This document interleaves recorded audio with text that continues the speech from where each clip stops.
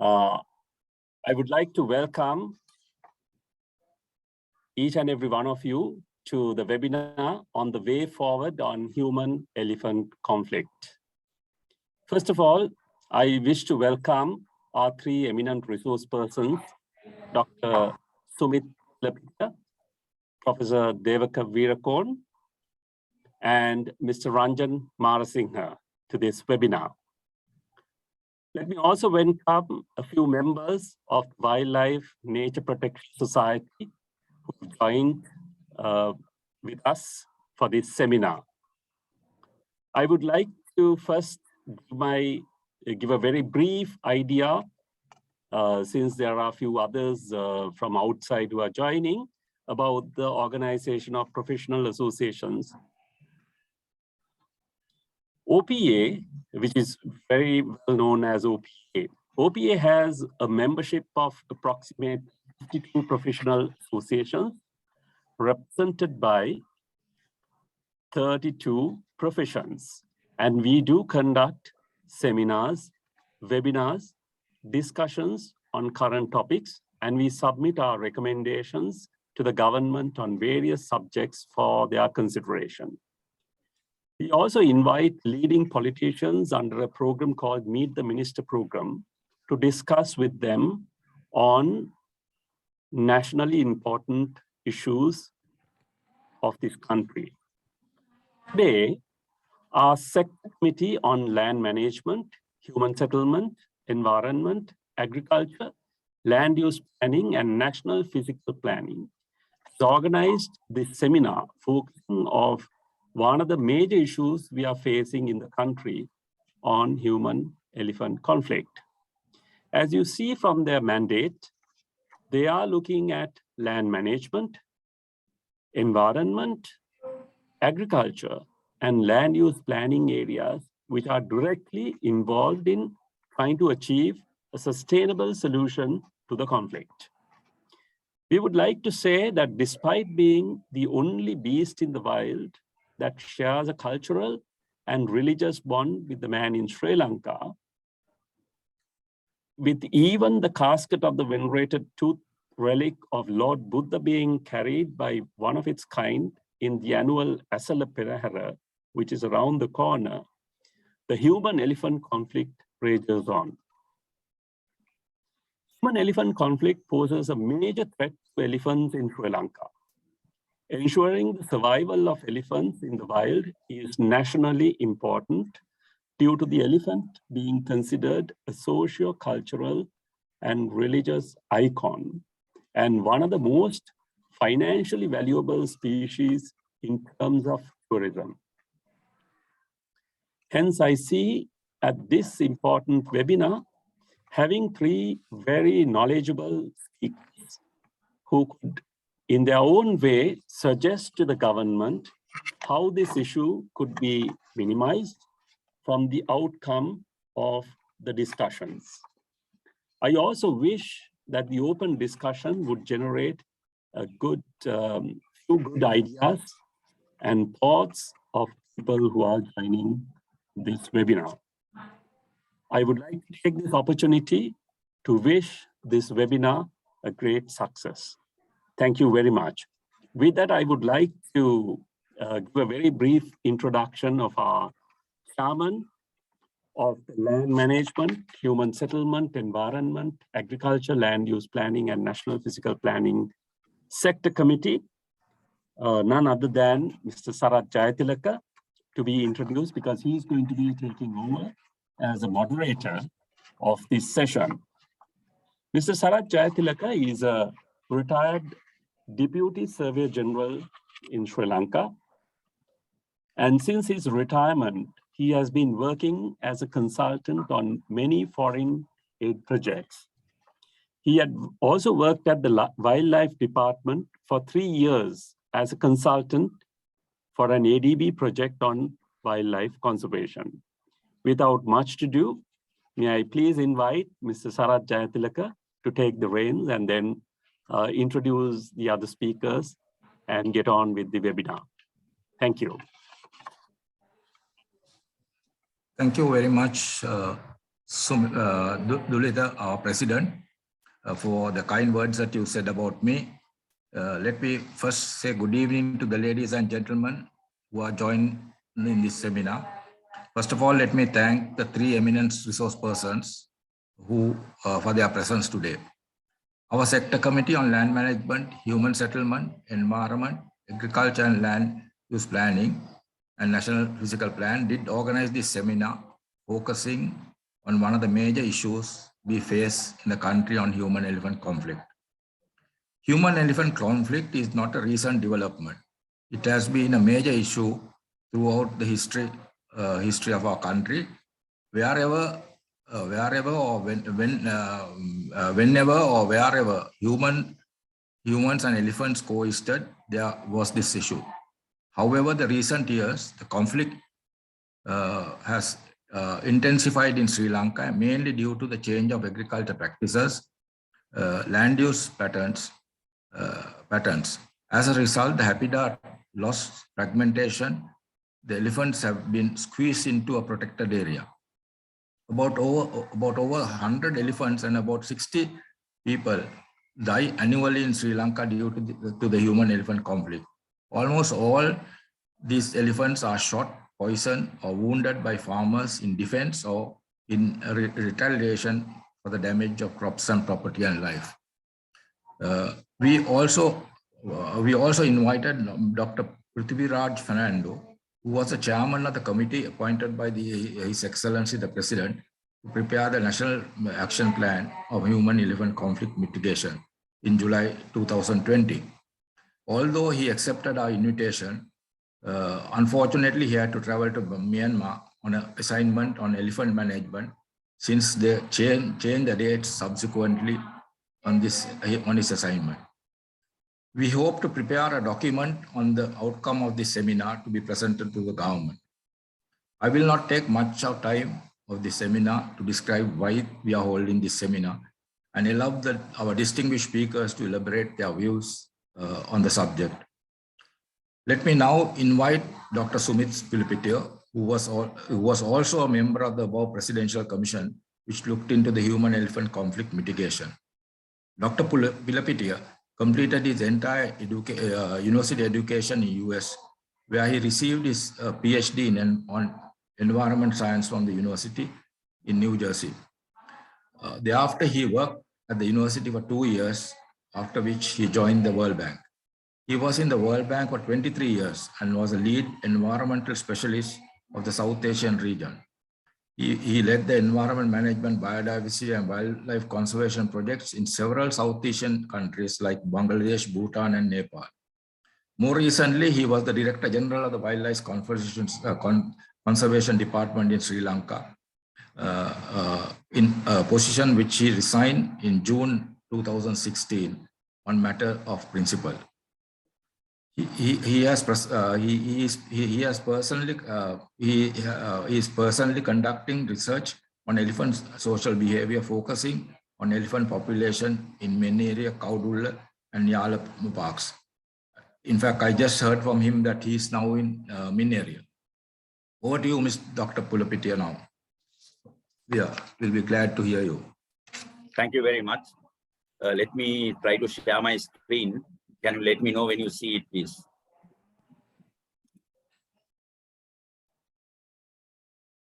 Yes, we can see. We can see it. Thank you. First of all, I would like to thank the OPA for inviting me to make this presentation on a very important subject in this country. And I'm trying to talk to you about how we can move from conflict with elephants to coexistence. The human-elephant conflict, as you know, is one of the greatest socio-political, economic, and environmental problems that this country faces. So before I get to focusing on some recommendations that we made through the Presidential Committee in our action plan, I would like to briefly talk to you about some background that led us to this position. If you look at the historical aspects, The conceptual model for HEC mitigation and elephant conservation, believe it or not, is based on recommendations made by a committee appointed by the government in 1959. And for the past 60 plus years, Sri Lanka has experimented with variations of this particular conceptual model.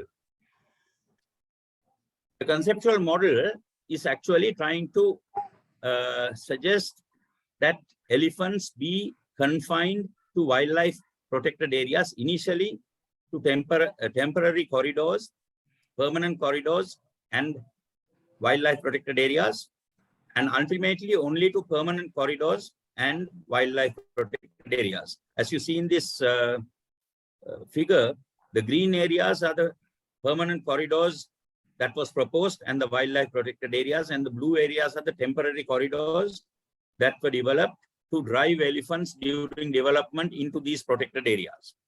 So basically, the model of trying to confine elephants to wildlife protected areas and permanent corridors has been the conceptual model that we have been using in Sri Lanka for the last 60 plus years. This plan was to try to confine elephants to about 10,000 square kilometers. The blue areas are the wildlife protected areas, and they were planning to confine elephants to these 10,000 square kilometers. Since the conflict was not reducing due to this approach, the Wildlife Department in 2014 came up with a plan which was used the same concept but expanded the areas to confine elephants to include some Forest Department reserves, and to try to connect those Forest Department reserves with elephant areas. Basically trying to limit elephants to 20,000 square kilometer area. The light shaded area is these protected areas of Forest and Wildlife Department that were identified to contain elephants. Now, if this model has been successful, and we've been trying it for 60 years, the conflict should be reducing. But when you really look at the conflict, particularly if you take data over the last 15 years or so, the conflict has been increasing quite rapidly. And as Sarath said, it is not 100 elephants, it's almost 400 elephants that are being killed every year, which is more than 1 elephant a day. Similarly, when it comes to people, the number of annual human deaths due to HEC also has been increasing over the years, which means that the model that we are using, where we are trying to put electric fences on the boundary of wildlife protected areas, has not really worked, because there are elephants in other elephant habitat outside wildlife protected areas, and there is nothing to prevent these elephants from moving into development areas and creating conflicts. This is a photograph that gives you the position we are in now, where on one side we have the Wildlife Department land, on the other side we have Forest Department land, separated by an electric fence. And if you look at the habitat on either side, elephants obviously don't understand human administrative boundaries. Elephants travel on ecological boundaries. The ecology is same on both sides of the fence. And around 60% of the existing fences are between Forest Department and Wildlife Department. And around 90% of the fences have elephants on both sides of the fence. So obviously, this model has not been successful in trying to contain elephants into protected areas. This is the red areas in this slide are electric fences erected by the Department of Wildlife Conservation in the Northwestern Province in the Galgamu area, where human-elephant conflict is pretty high. And the department and the Center for Conservation and Research has radio collared several elephants in this area over the years, several herds. And this is now, if the model works, the elephants should be inside the red areas, where the protected areas are. But this is where the radio collared elephants are. And it is not to say that there are no elephants inside the protected areas. There are elephants there, but radio collaring largely has been of the elephants that were outside the protected areas to see where they are, and they are spending most of their time outside protected areas, very rarely getting into protected areas. These different colors show different herds that have been collared. So basically, the model of trying to contain elephants into wildlife protected areas, or even with after the 2014 model into certain of the forest protected areas, don't seem to be working because most of the elephants seem to be outside. Subsequently, the Center for Conservation and Research, which is headed by Dr. Prithviraj Fernando, did a survey in Sri Lanka.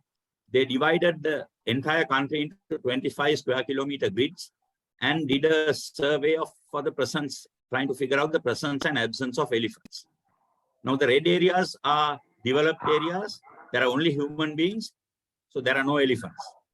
The green areas are wildlife and forest protected areas where there are no human beings.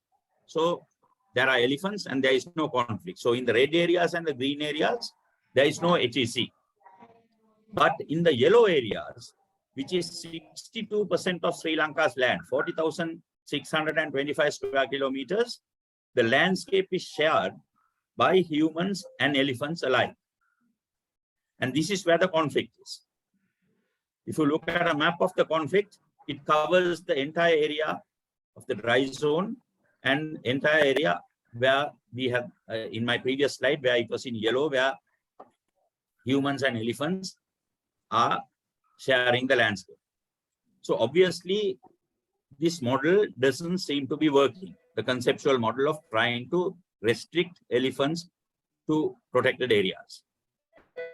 Basically, trying to drive elephants in the areas outside the protected areas, as we have been trying to do for the last several decades. We are trying to drive 68% elephants who are in 68% of the country into 28% of the land area without people, which are the protected areas. But those protected areas also are having the number of elephants that it can support, because over the years there have been elephants there, and nature has a way of increasing the carrying capacity to support the population within that protected area. So virtually all protected areas in Sri Lanka are near or at its carrying capacity. So trying to drive the elephants that are outside into that and hoping that they will remain there is like trying to add a jug of water into a glass of water that is already full. You cannot do that because the water will flow out, and that's what's happening. The elephants are outside the protected area. And even if you put barricades to keep them inside the protected areas by some means, it leads to exceeding the carrying capacity of protected areas. And if we exceed the carrying capacity, this is what the result will be of elephants. Now, these are some elephants, the body condition of elephants that we have inside protected areas where the carrying capacity has exceeded. So obviously, trying to retain, I'm re-emphasizing the fact that trying to keep elephants confine elephants only within wildlife and forest protected areas alone is not working. So what are the lessons that we have learned from these 60 odd years? Protected areas are at or near its carrying capacity of elephants. Confining elephants to wildlife protected areas is not possible. Erecting fences between Department of Wildlife Conservation and Forest Department protected areas is unsuccessful because elephants don't understand man-made administrative boundaries. Elephants understand only the ecological boundary. So,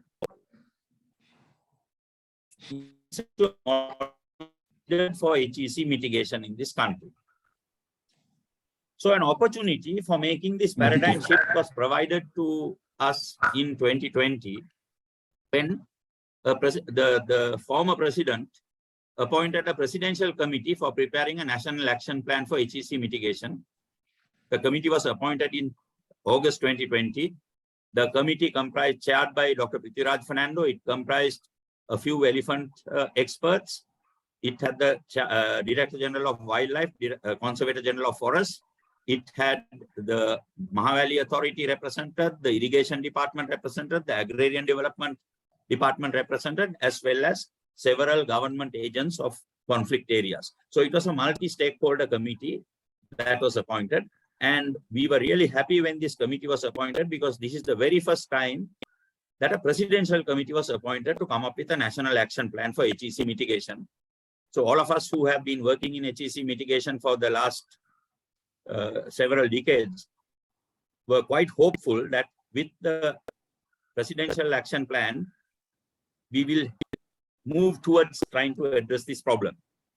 The action plan has short-term, medium-term, and long-term actions, and institutional arrangements for the implementation of the action plan. Now, I will not be able to in 20 minutes go into the entire action plan, but I'm going to just focus on the paradigm shift, because that's the most important aspect of the action plan.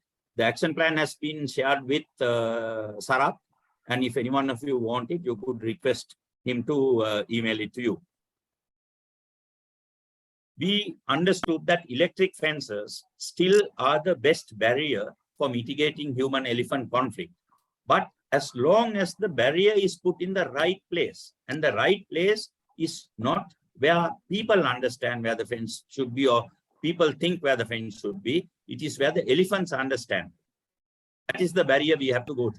So an electric fence, we have to realize, is not for boundary demarcation. It is to keep humans and elephants separate. Therefore, it should be put on the boundary of elephant habitat, regardless to who the boundary is owned by, whatever government agency. To be effective, electric fences should be located on the ecological boundary, like I said. So one of the key recommendations of the National Action Plan is that all existing electric fences should be relocated to the ecological boundary, and all new DWC fences should be constructed on ecological boundaries. In fairness, the DWC over the last couple of years has been constructing new fences on certain ecological boundaries. But all the existing fences also have to be moved to the ecological boundaries and new fences constructed there. And the DWC obviously should be responsible for this part of the mitigation process.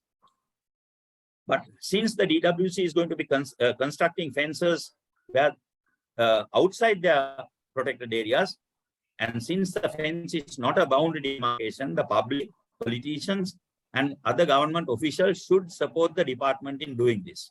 So basically, we are wanting to move the fence from the protected area boundary to the development boundaries.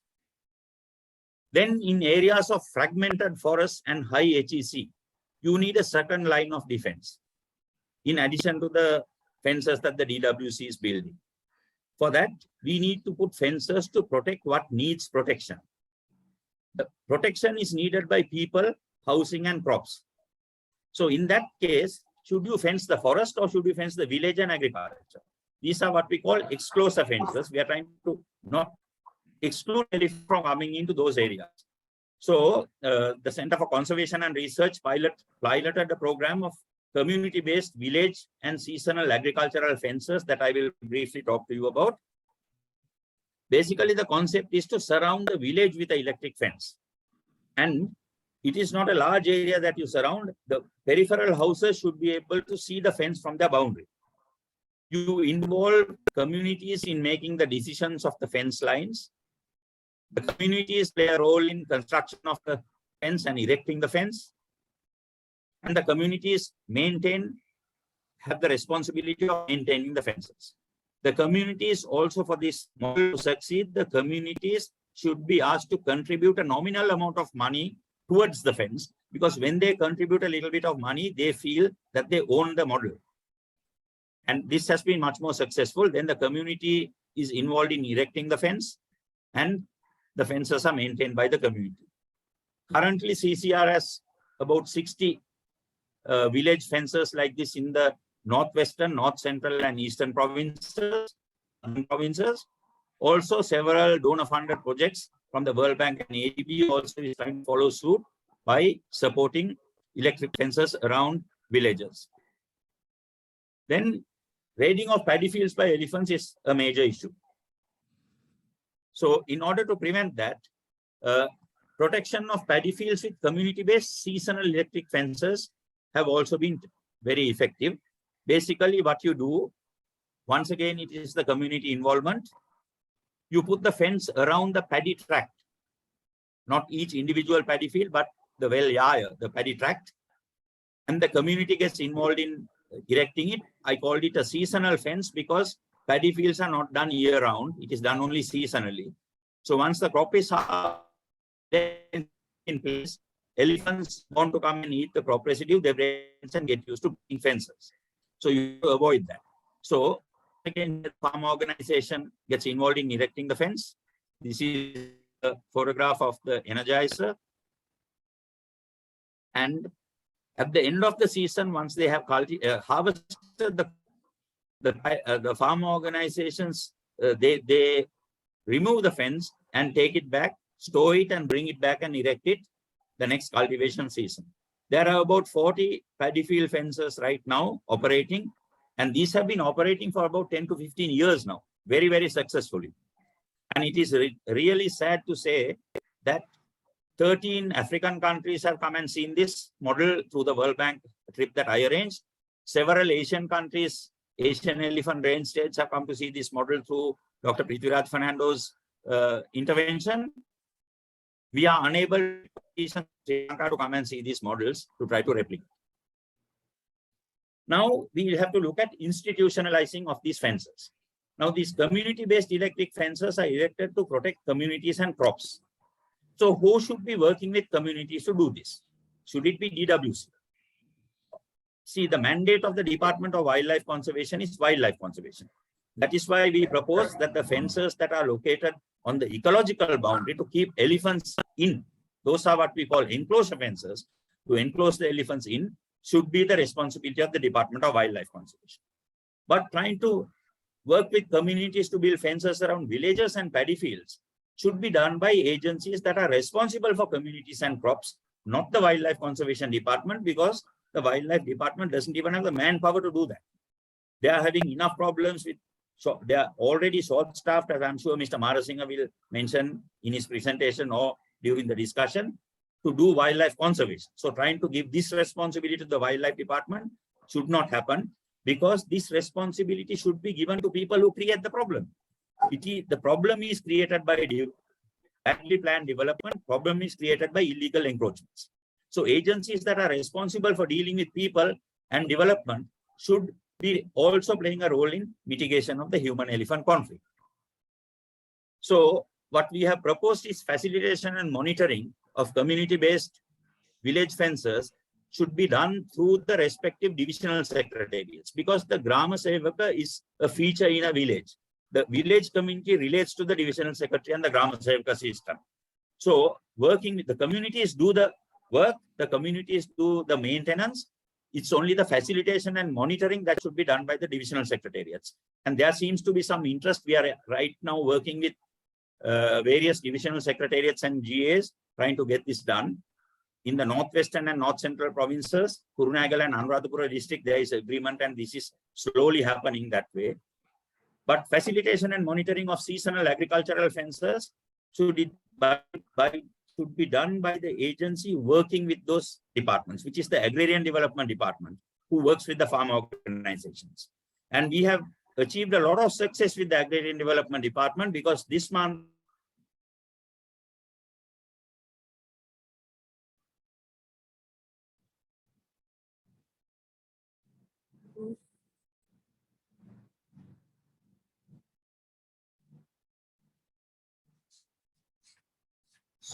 Sumit, we lost your voice.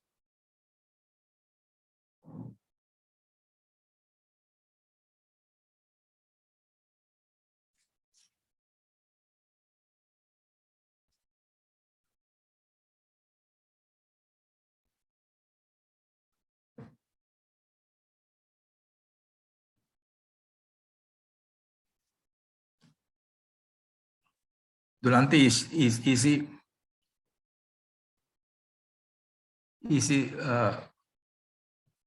let's see whether he's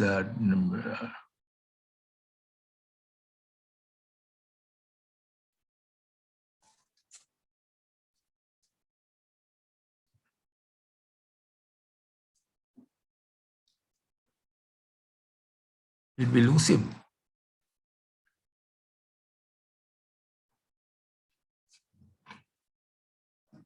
I hope we are not lost him, because I know he's at Mineri at the moment. And he told me that if the lights go off, they would put the generator where he is living at the moment, hotel or something like that. So, in fact, I have lost, we are on electricity short at the moment. Yes, Sumit. Hello. Hello. How Power is there, but I still don't. you got power now? No, power is there. So okay, then hopefully you can join on voice then. Okay. I'm almost done, just one more. I'm keeping my telephone up there, so even if you speak, it will go onto the system. Okay. So, you will hear the institutionalization of this. Can you? There is a company development. I don't know where I got it. Yeah. Can you hear Dr. Pulapitia? Dulanti, can you hear Dr. Pulapitia on through my telephone? Yes, they can hear you, it seems. We cannot hear very clearly, but there is a bit of a lag and a little noise. Yeah, okay. Yes.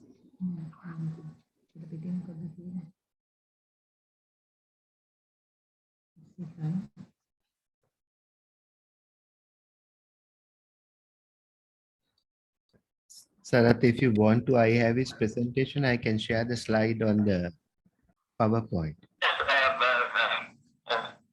Yeah. Hello, Sarah, I was on my last slide. Okay, your last slide. So it's okay then. Yes, so go ahead. Yeah, your last slide. Yeah, your last No, slide. I can't connect. Last slide is on now at the moment. The last slide. Last slide is on. Okay. Yeah. Okay. Is that all, Sumit, doctor? Hello. Is that all or you want to continue? No. We Can you see my slide? Yeah, we can see your slide, and then Okay. I have already. Yeah, I'll stop here because I don't want to waste any more time. Yeah. In discussion, I will say the last bit I wanted. Okay, thank you so much, Dr. Pulapitia. Sorry about this. No, thank you very much, and thank you so much for your valuable information that you gave today. So let me now take our next speaker. Today it's Professor Devaka Weerakoon. Professor Devaka Weerakoon graduated from the University of Colombo in 1985 with a major in zoology. He joined the Department of Zoology, University of Colombo in 1986 and received a Fulbright scholarship in 1988 to Elos State University in USA, where he obtained his MSc as well as his PhD. When in 1995, he returned to the University of Colombo, where he is currently holds the post of senior professor. His main interest, research interest, is on conservation of threatened species, especially Asian elephants in Sri Lanka. He also serves as a chief technical advisor on FRONAN on the red listing program in Sri Lanka from 1966 to date. He is also a technical advisor to the Ministry of Environment and Conservation on conservation of threatened species. Professor Weerakoon has also served as a consultant in biodiversity in IUCN Asian Region Office, as well as in Sri Lanka IUCN Office. He is a member of the Asian Elephant Specialist Group. Over to you, Devaka. Thank you, Sarath, for those kind words. Good afternoon, good evening, ladies and gentlemen. To start with, I'm going to just present to you the position the Asian elephant receives within the conservation of fauna. So if you consider the government expenditure on conservation of species, the highest investments are made on elephants. And The reason being, elephants, Muthu pointed out, as Sumit pointed out, elephants are very important for us, socially, economically, etc. But if you look at the issue with elephants, the fundamental issue is the death resulting due to conflict, which now is somewhere around 400 elephants per annum. Majority of them, nearly more than 95%, dies due to conflict. So basically the investments are made to address this issue. Just to give you an idea about the kind of money involved, I have extracted these figures from a paper published last year by Prakash Vijayaratne and Fernando, which gives the expenditure. I'm only giving you the expenditure in 2018. Please note that these figures are in US dollar amounts. So here they have calculated the cost incurred for thunders to drive away elephant, compensation given for people who die, translocating elephants, elephant drives, and you can see the total cost is about $1 million. We do not invest this kind of money for any other species in Sri Lanka. So the question is, has this investment paid off? If you look at most of these investments are to mitigate human-elephant conflict, and therefore the strategy is by mitigating it, you can ensure long-term conservation of elephants. Now, if the investment has paid off, we can think about the expected trajectory of the conflict. So the trajectory can be over time, can be of three possible outcomes. It can continue to rise, which is shown in line A, or B, the trajectory will stop and we can maintain it at a constant level, or C, the trajectory comes down, which means the conflict comes down.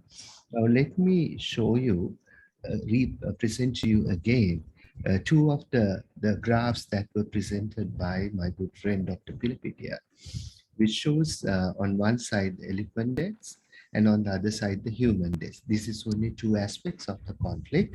There is also crop damage, property damage. But if we just look at these two figures, you can see the trajectory in the red line. What it indicates is we are in an escalating situation. Having spent this kind of money, still the conflict is continuing to become worse. So the question arises, if this is what the data shows us, shouldn't we look at the reasons why we are not having success?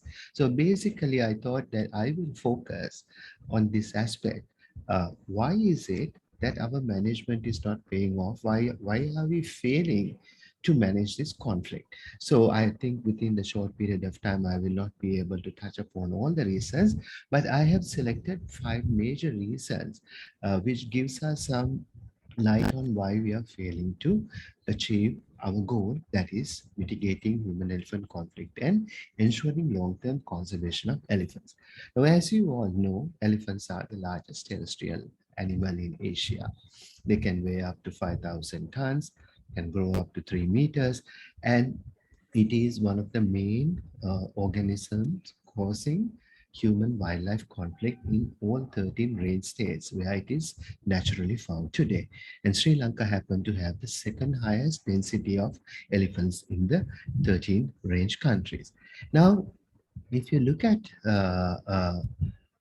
why this conflict continues to escalate, one of the fundamental reasons I see is our inability to match the management prescriptions we are proposing with the ecology and the sociobiology of the animal. So like I said, I will take 5 specific aspects of this sociobiology and try to explain to you what is their biology and how is our management conflicting with that, resulting in the current escalation we are facing.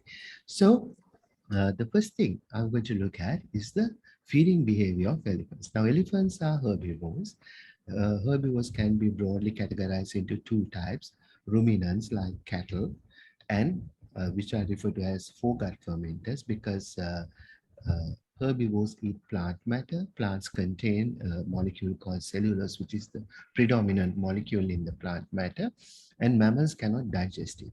So we have to go into a symbiosis with microorganisms, and herbivores have developed a compartment in their GI tract to harbor these microorganisms. Some have it at the fore part of the gut, at the beginning of the gut. Others have it towards the end of the gut.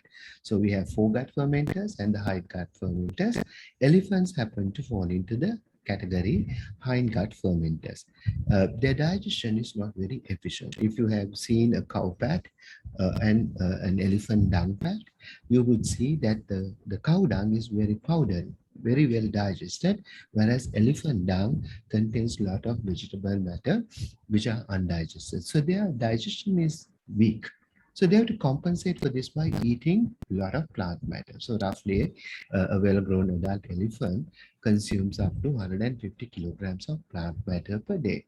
And to get this amount of food, if you look at the activity patterns of an elephant, about 16 hours of the day, they spend eating, moving and feeding. That's what mostly elephants do. So in order to achieve or fulfill this requirement, they have to move over a larger area. Now, plants don't like to be eaten. Like we don't like to be eaten, so are the plants. So plants have developed various defenses to discourage herbivores from eating them. Now, these defenses can be divided into two types: chemical defenses and physical defenses. Chemical defenses, the plants can produce a wide array of chemical molecules that can cause discomfort or even can be poisonous to herbivores. So that way the herbivores will not feed on them. So they're trying to discourage them. Then there are plants that produces physical defenses like thorns, hairs, and so on. Now, what plants produce this depends on their energy budget. Producing chemical defenses are very expensive because you have to constantly produce it. Physical defenses are relatively cheap because if you produce a thorn, until it's broken, it is there. So when you look at plants, those plants that live a long time, like large trees, it is worthwhile for them to invest on chemical defenses, because if you're going to live long, you need strong defenses, and chemical defenses are of course very powerful. Whereas if you're going to live a short period of time, you don't want to spend all your energy on defense because you're going to die anyway. So if you look at short-lived plants like herbs, grasses, they mostly invest on physical defenses. Now, how does this connect with the elephant? Now, if you're going to eat 150 kilograms of plant matter, if they contain poison, that is going to put a heavy load on the livers of the elephant because you have to detoxify them. Whereas if you feed on plants that have physical defenses, it may hurt you, but it's not going to be a huge burden on the liver. So comparatively, when you look at elephant feeding behavior, what we see is their food mainly comprised of herbaceous plants like grasses, small herbaceous plants, which have very low in chemical defenses because they depend mainly on physical defenses to protect themselves. So if you see where do you get this type of plants, you get them in places like this. This is a scrub. This is what we refer to as scrub. And the main driver that produces scrub is this chaina cultivation. You are all familiar with chaina or slash and burn cultivation, which has happened for a long time in this country, where the farmer moves in, clear an area, burns it, cultivates it, abandons it.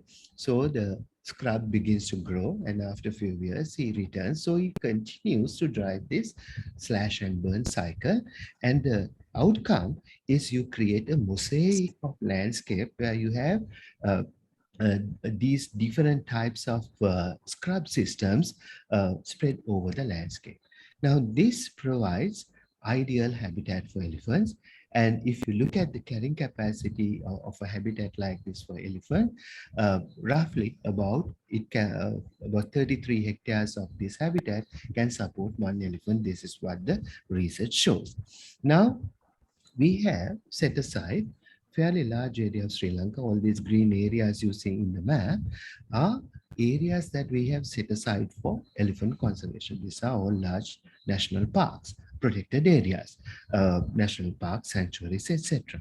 So roughly about 15% of the land area has been set aside for elephant conservation. Now, before these were declared, this land was managed by people under slash and burn cycle. But the moment you declare protected area, the first thing you do is you have to remove people from the system. So when you take the human out, the slash and burn cycle is replaced by another cycle, which we call the natural succession cycle, where plants will move from a land like this, over time will move into a forest like this. If you look at the carrying capacity of a forest for elephants, because this contains mostly large trees, which have long-lived trees, which have chemical defenses, which are not so suitable for elephants as food. So you roughly get about 1 elephant per 500 hectares. So if you really look at the numbers here, we take a land like this, which was under slash and burn cultivation, declare it as a protected area for elephant. And if you don't keep it in this stage, if you don't manage it, over time, it is going to move towards this. And if you look at the numbers, you can say we take a land which has a carrying capacity of 1 elephant for 33 hectares. And over time, the carrying capacity will come down to 1 elephant per 500 hectares. So 3 elephants per square kilometer to 0.02 elephants per square kilometer. So if you look at these numbers, you can see what we have done is we have set aside land for elephant conservation, but the land has constantly undergone succession, making it less and less suitable for elephants as habitats over time. And the net result of this is, since there is not enough food in the protected area, elephants will be forced to move out. You can see 60% of the elephants in this map, can see the distribution of elephants.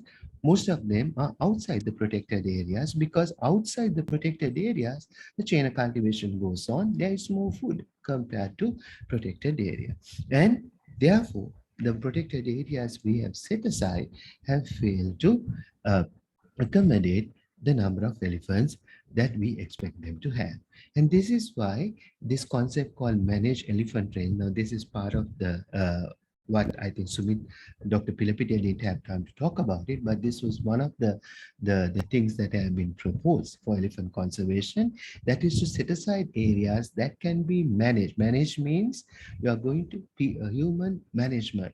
You're going to manage it under slash and burn cultivation. So you create areas that humans can use partly for cultivation, but during the non-cultivation season, it produces enough food for elephants. So you can maintain a very high density of elephant in a reserve like this compared to a national park. So this is the one and only managed elephant range that has been proposed in the Mattal area.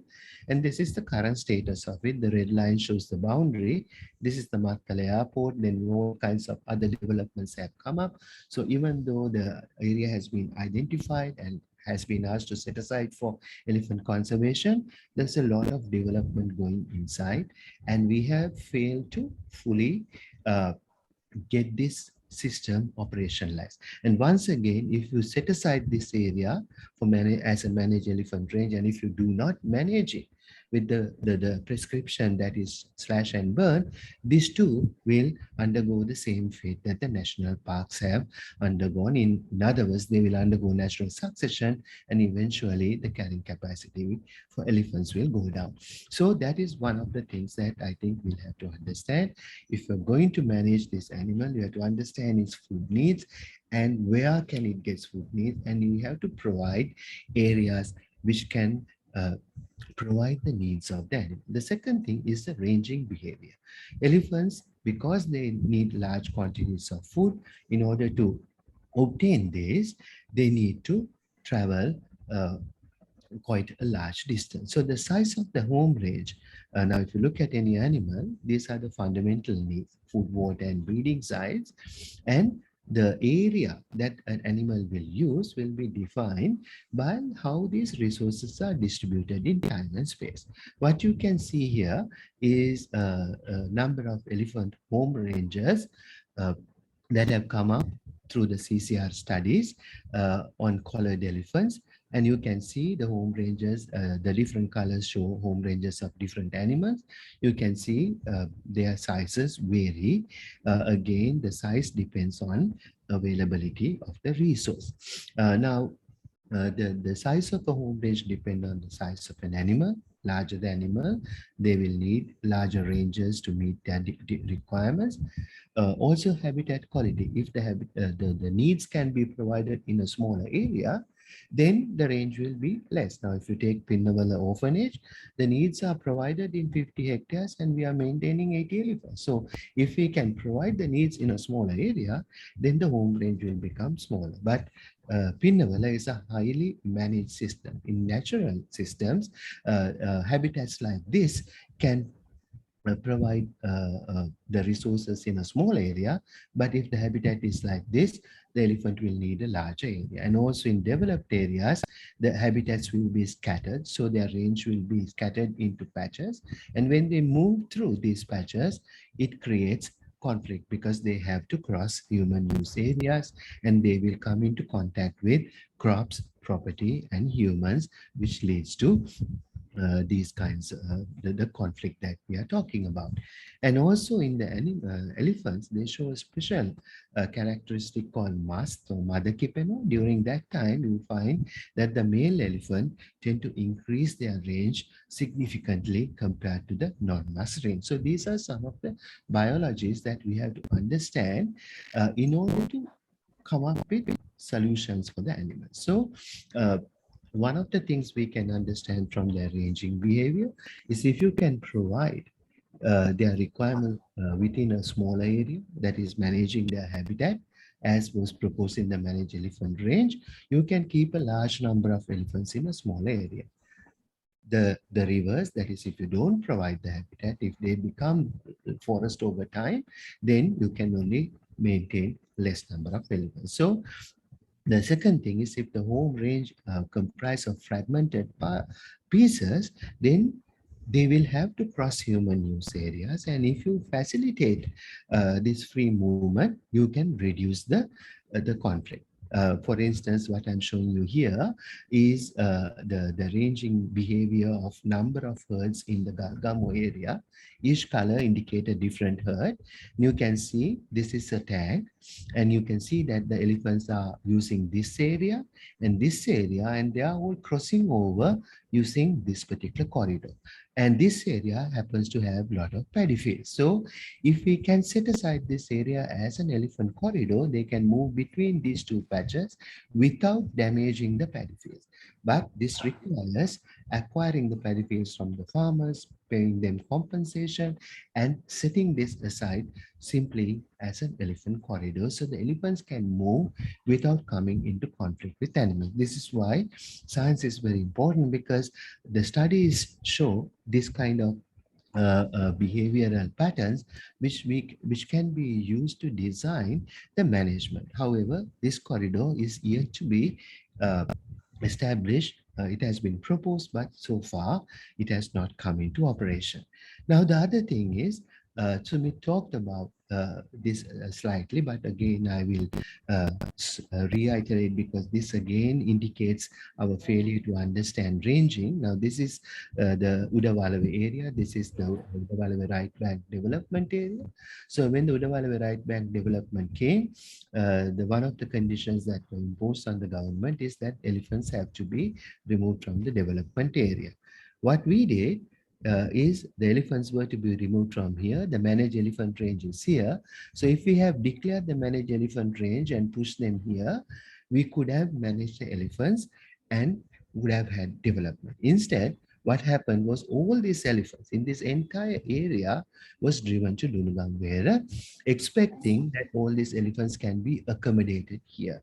One of these elephants were collared, and you can see the movement of that herd. These dots indicate the data that were collected over time.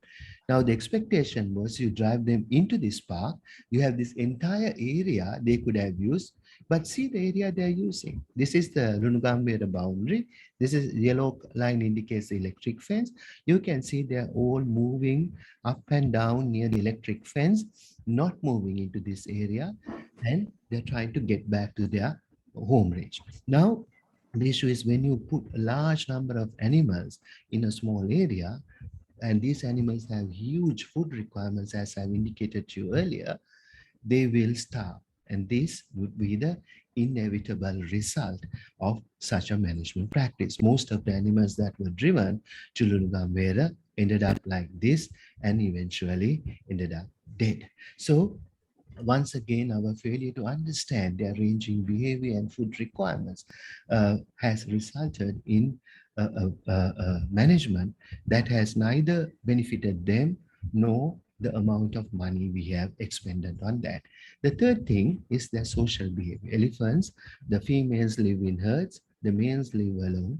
Males are the ones who cause conflict. 80% of the conflict is caused by bull elephants. And therefore, if we want to manage the conflict, we have to focus on the males rather than the females. But most of the time, when you take a drive, for instance, when we drive, it is the herds that we drive, we leave the males behind. So if you drive the non-conflict causing animals away from the area of interest and leave the conflict causing animals within that area, you're not going to solve your problem. So these are some of the things that we have to understand when we try to approach management. Now, this is another very common management we use, that is capturing problem elephants and translocating them to another location. I'll just give you one example. This animal called Homi was originally found in the Hambantota area. It was captured with all these other elephants, translocated to Yala, deep parts of Yala. But few days later, you can see the elephant is back. You can see the collar here.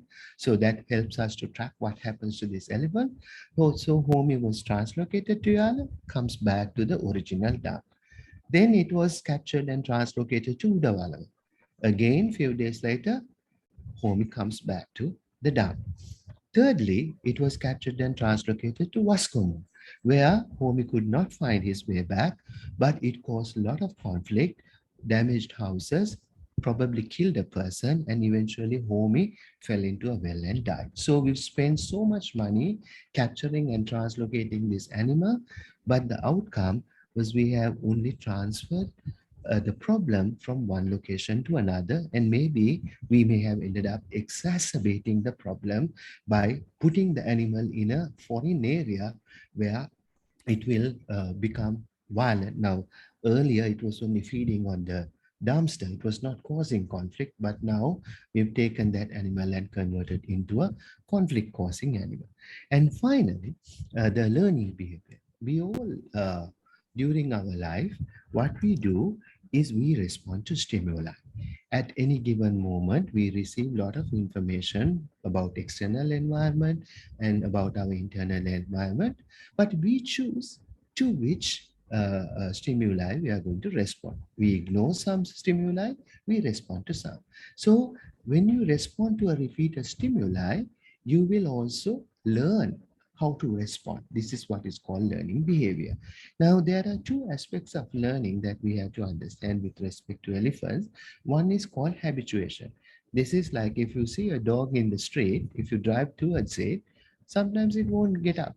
It will just sit where they are, because so many times it has, first time it would have responded, but if it knows that the person is going to avoid him, it's just going to sit his ground. It gets used to that. This is what is habituation. It shows when an animal is constantly exposed to a stimulus, it will lose responding to it if it finds that the stimulus is not going to cause them harm. Now, most of the management that are proposed based on repellents, having bees or various types of repellents, are not going to work, because if the animal does not feel pain, it will begin to ignore it over time using strobe lights, using various types of colored lights. Many things have been tested, but after some time they fail because the animal becomes habituated.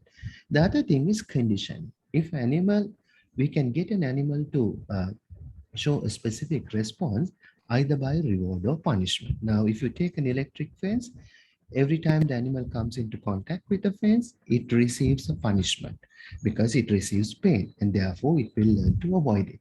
But like Dr. Pilapitia pointed out, in order for the fence to function as a punishment device, it has to be properly located, it has to be properly designed, and it has to be properly maintained, because if you don't maintain it, the electricity drops, and then the electricity or the shock that the animal receives becomes less, and therefore it will not be a punishment, and therefore the animal will learn to break it.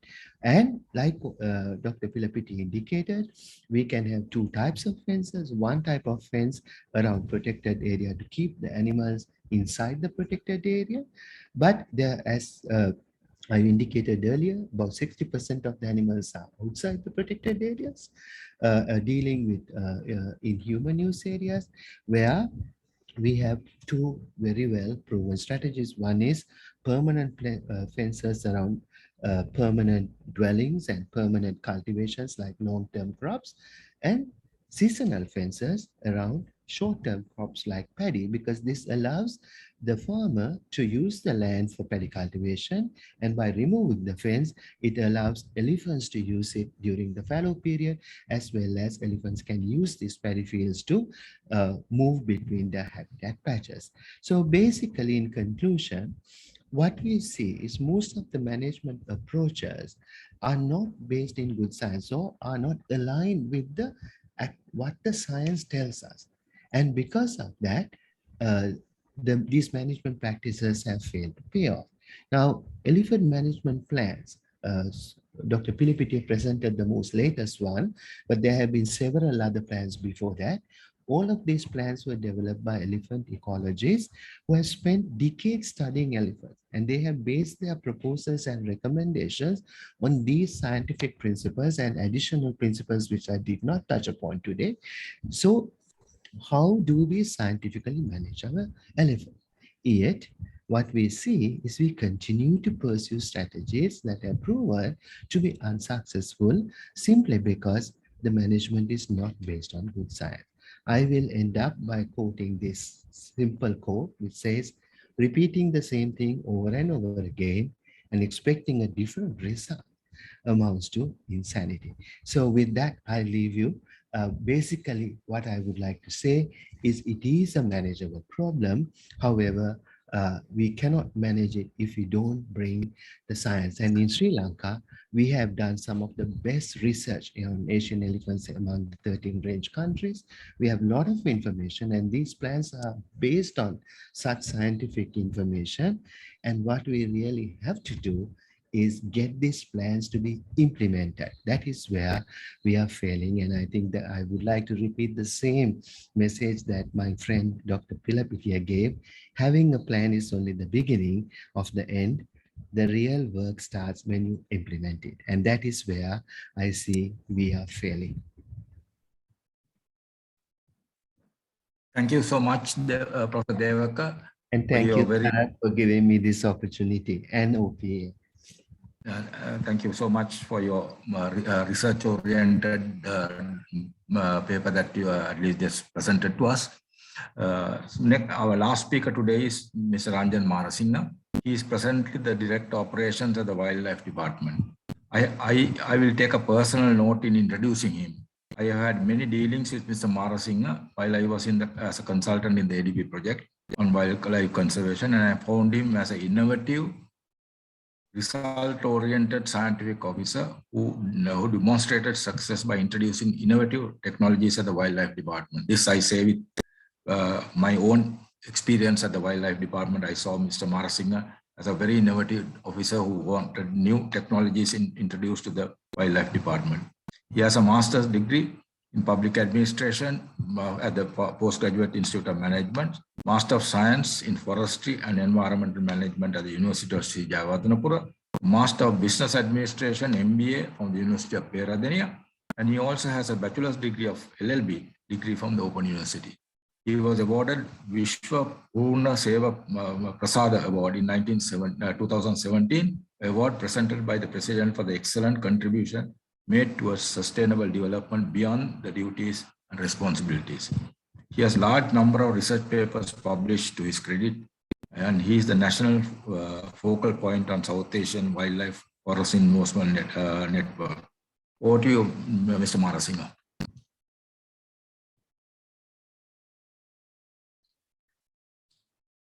Mr. Marasinga. Right. Yeah, thank you very much for the introduction. I will share my presentation first.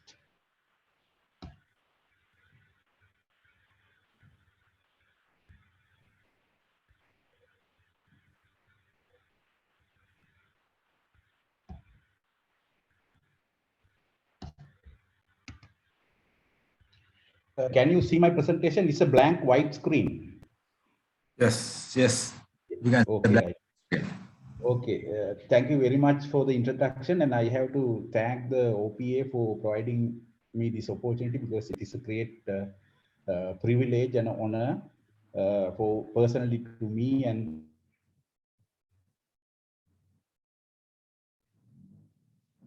the Department of Wildlife Conservation. So he's eminent researcher in elephant behavior and a professor who is very experienced in elephant ecology and human-elephant conflict. Usually I find very difficult to find facts, because most of the facts that I had to present are now presented by these two eminent personalities. Since I'm working in the Department of Wildlife Conservation, I thought of sharing some of the practical things that we are facing instead of talking on scientific or behavioral things. So let me explain the context that we are working in. To explain the context, I would like to discuss about the incident happened several weeks back. So what really happened and what was in the newspapers. Now, this is the situation, and the location is Megalava Galgamua, and one female young elephant was fallen into an agro-well. And even though we generally believe female elephants are not aggressive or they don't attack human beings, this particular individual attacked 3 villages, and she was notorious. And now, when this thing happened, all the villagers, they surrounded this area, and they didn't allow us to rescue this female young elephant. And they wanted to translocate this elephant from their locality to some other place, and or else they want to kill the elephant. They want to allow the natural death to occur by just putting by not allowing us to rescue. Now this happened more than 6 days. So we try our best to educate the general public, the people there, to rescue this elephant, but it was a failure. Now, when these things are happening, one person requested support from animal welfare organizations, and he was asking support to save this animal. And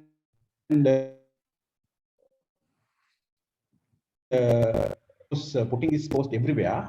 And after this post, several people started, blackguarding the Department of Wildlife Conservation. They say the Department of Wildlife Conservation is doing nothing and just, paying salaries to those officers, and they are very insensitive, and because those all wildlife officers are political appointees. So that was a general understanding or the general view that they shared during this time. And one enthusiast contacted me. Now this is her the question. Now, if all these villagers, so personal individuals are taking care of this issue. What is the Department of Wildlife Conservation is doing? So she knew what we were doing actually, and I explained all the things that we did and we were doing during at that time. Then this kind of a message was there because some people, they were using this situation to collect money. So now this situation created a huge problem among those wildlife enthusiasts, NGOs, and some individuals. And then it helps us to now it helps us to identify about the people who are there to help us. And now this particular Buddhist monk, he was asking not to provide me because the Department of Wildlife Conservation is taking care of everything. So all these posts are revealing different things. Now some say there is a false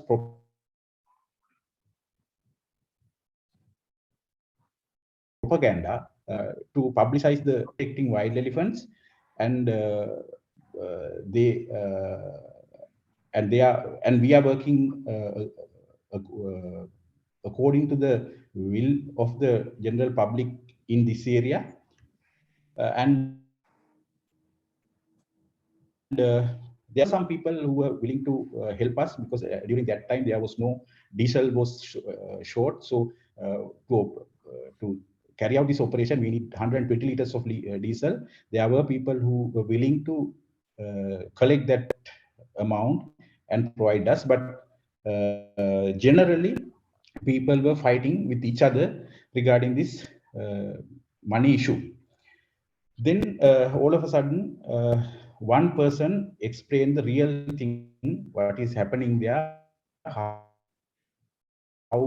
the department, the senior officers were working, and what they were doing, and all these things were revealed in there. And he also revealed that the public, the general villagers are not allowing us to rescue this elephant. Not that we are not working on this issue, but the public is not allowing us to rescue them. So this thing happened, and what we did, and during these discussions, we found that some people who are having association with elephant smuggling or illegal elephant trafficking, they are also they are trying to help us. They want to show their face as conservators, so they try to work in this area. So this is what has happened. Now, during this incident, the DWC engaged from the day one. And during that time, public was sensitized due to the goal-face public protest, and everybody were opinion leaders. And even general public is going to be a big problem at that time. So police department or anybody was not there to help us. Then villagers did not allow us to rescue this animal. And nobody, including experts, to raise their voice to criticize the action of the villagers, because we tried our best to educate the villagers, to persuade them to avoid translocation, but it was a failure. Then this female elephant also having an abnormal aggressive behavior because he already attacked 3 people. Then the problem is, at that time, this particular female was there for 6 days in water, so her health was very critical. So we had to somehow take the elephant out. So now when we work with the field level staff, they want to translocate this because people are trying to kill this elephant if we fail to do so. So it was a policy decision we have to take, because we as a policy don't translocate elephants. So it took 2-3 hours to discuss with all the authorities and get clearance. And but during that time, we asked our field officers to try all the tricks in the book to avoid relocating and convince the villagers, but it was a failure. So the field officers, they suggested us to translocate the elephant to Madurai, and we were against that because we don't want to translocate this animal for a faraway place. So we asked them to translocate into a closer proximity. So they decided to translocate that to Vilpattu. So all the government officers, the police officer, government GA in Anuradhapura, OIC of the police station, CTB management of the CTB depot, and everybody was Pradesh Sabha, everybody was helping us, and they were engaging from the day one. And genuine public was also supporting, because they were the people who collected diesel and provided us. And for all these things, we paid out of our budget. So funding was not a problem. So that was the situation there. But after some time, this is the publicity we got. Now this particular posting says, we are surprised and disappointed to hear the news that Department of Wildlife Conservation captured and translocated a female wild elephant found in a pit in Valasav area of Galgamuwa Divisional Secretariat in Kurunegala to Vilpattu National Park. So it was published in English newspapers as well as Sinhala newspapers. But any of these publications, they have never discussed, tried to educate the general public regarding the problem of this translocation, and they never try to calm down the local community. So that was the situation.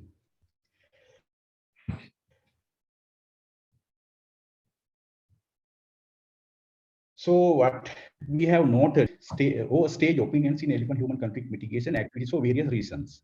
Now some use it as an income source, because some groups, they started collecting money. Then everybody avoids highlighting DWC activities, because if they want to collect money, they have to hide the activities that we are doing. And at that time, we had enough funds and all the other resources. So it is not, if they show our situation there, then it is not a marketable option.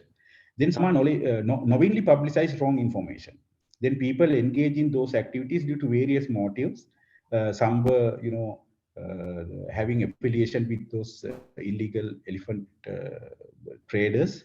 Then while some are doing a lip service only, some are genuinely helping. So a great number of people were there to help us, but they were genuine helpers, and they never speak in public. They worked in the background, and they never tried to get media focus, but they did that for their self satisfaction. So those are the noteworthy things.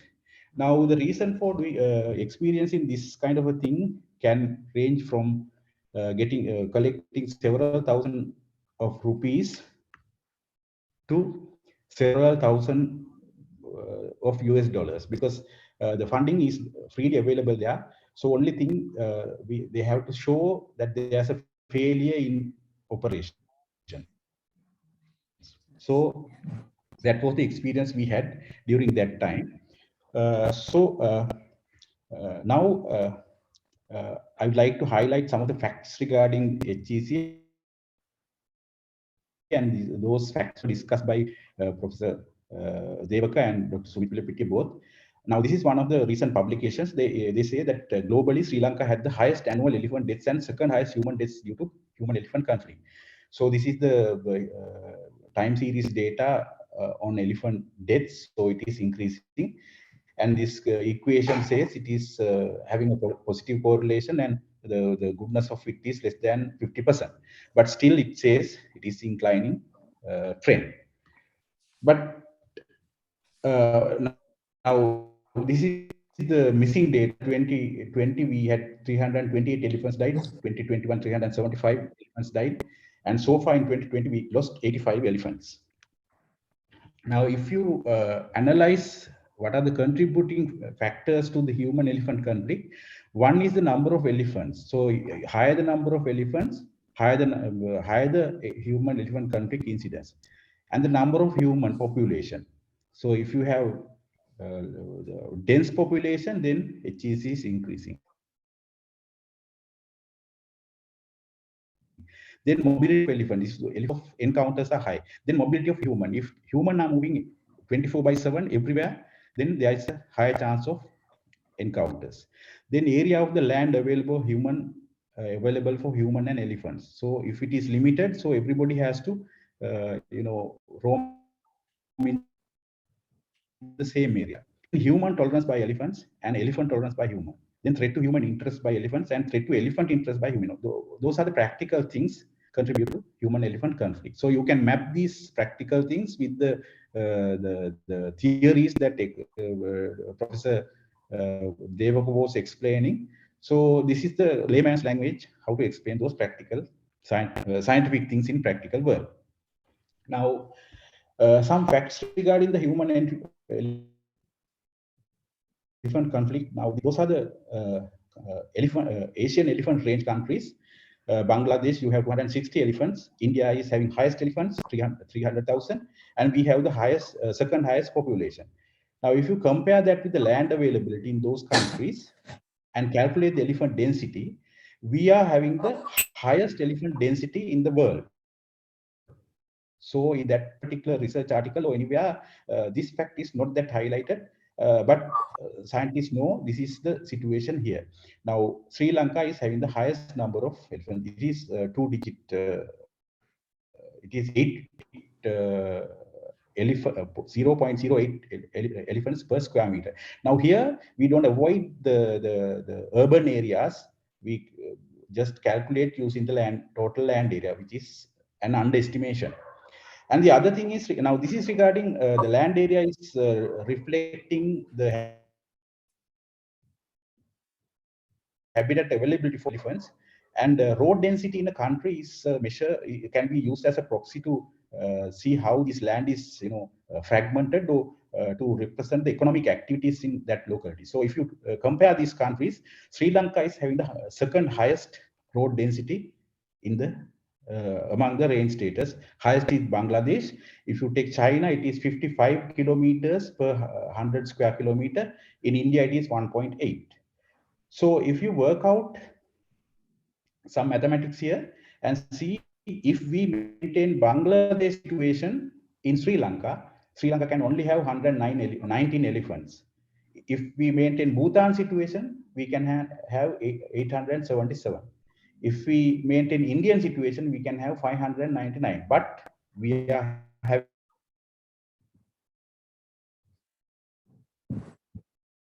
having 5,000, more than 5,000.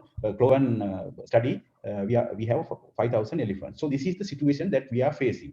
Now, because of this reason, now people ask from the department, why don't you look at other countries and learn from their examples?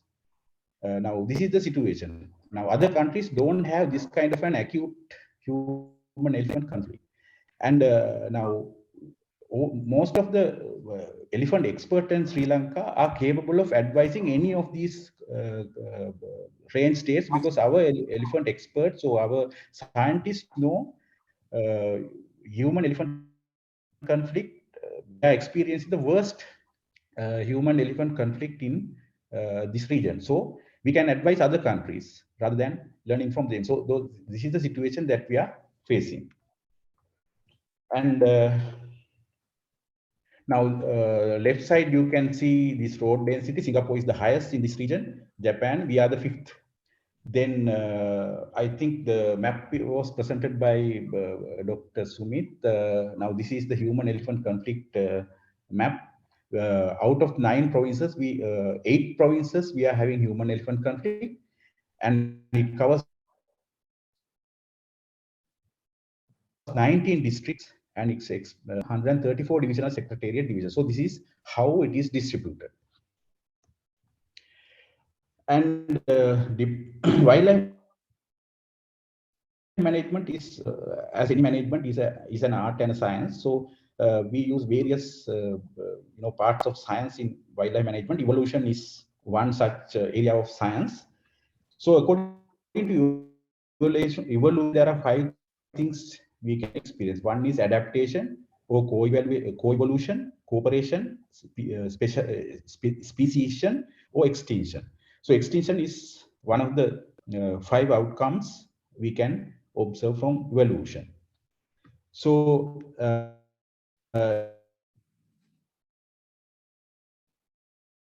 extinction means that particular species not fit for fit to the existing situation, or they can't survive in the present world. So if you take cockroach for an example, it is very the people believe that it can survive even after the next even we experience a world war with nuclear bombs and the entire world is destroyed by nuclear bombs. Still the cockroach can survive because cockroaches are incredibly fast and they can run very fast. They need very small amount of resources. They are very efficient in that way. But if you compare that with our friend, this elephant, now as Professor explained, it eats more than 150 kilograms of fodder per day, drinks 225 liters, then it requires to move around 100 to 300 square kilometers.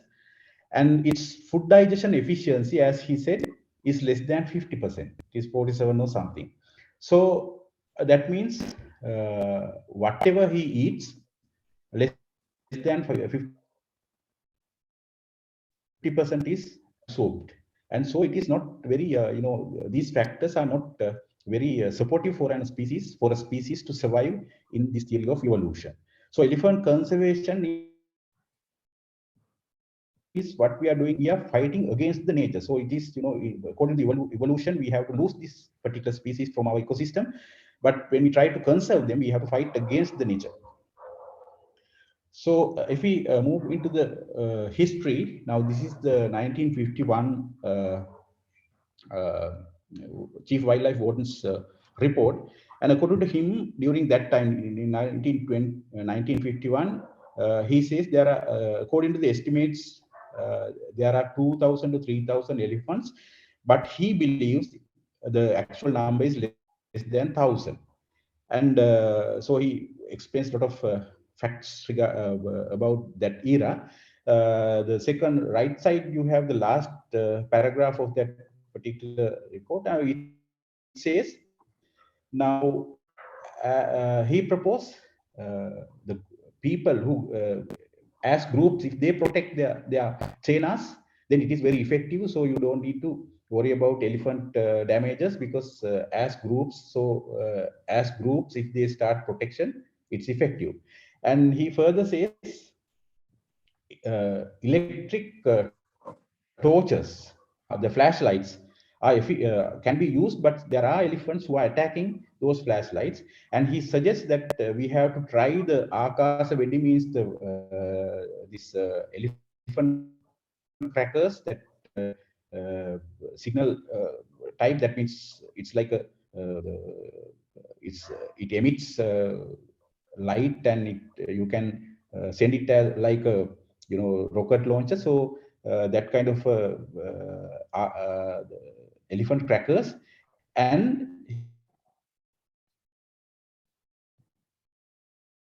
he is also suggesting we have to try. So I think in 1951 we had this technology, that is elephant crackers and electric fences. Idea about those techniques.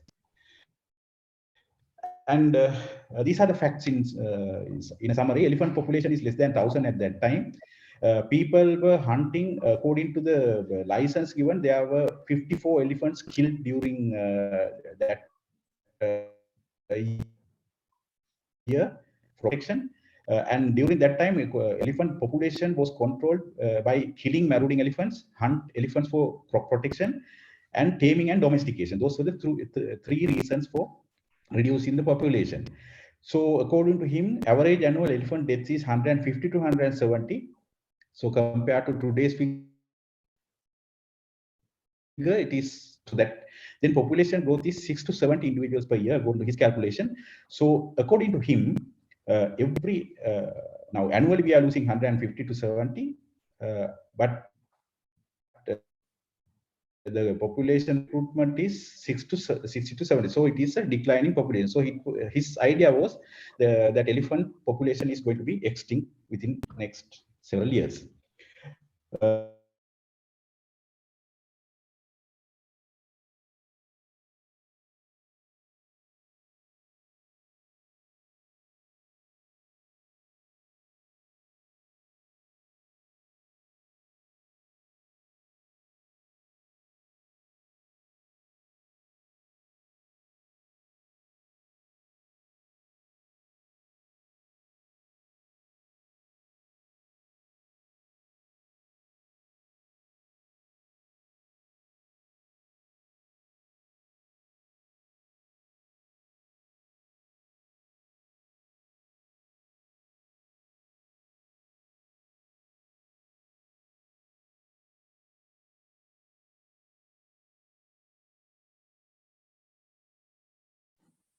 Ranjan, your line is mute, Ranjan.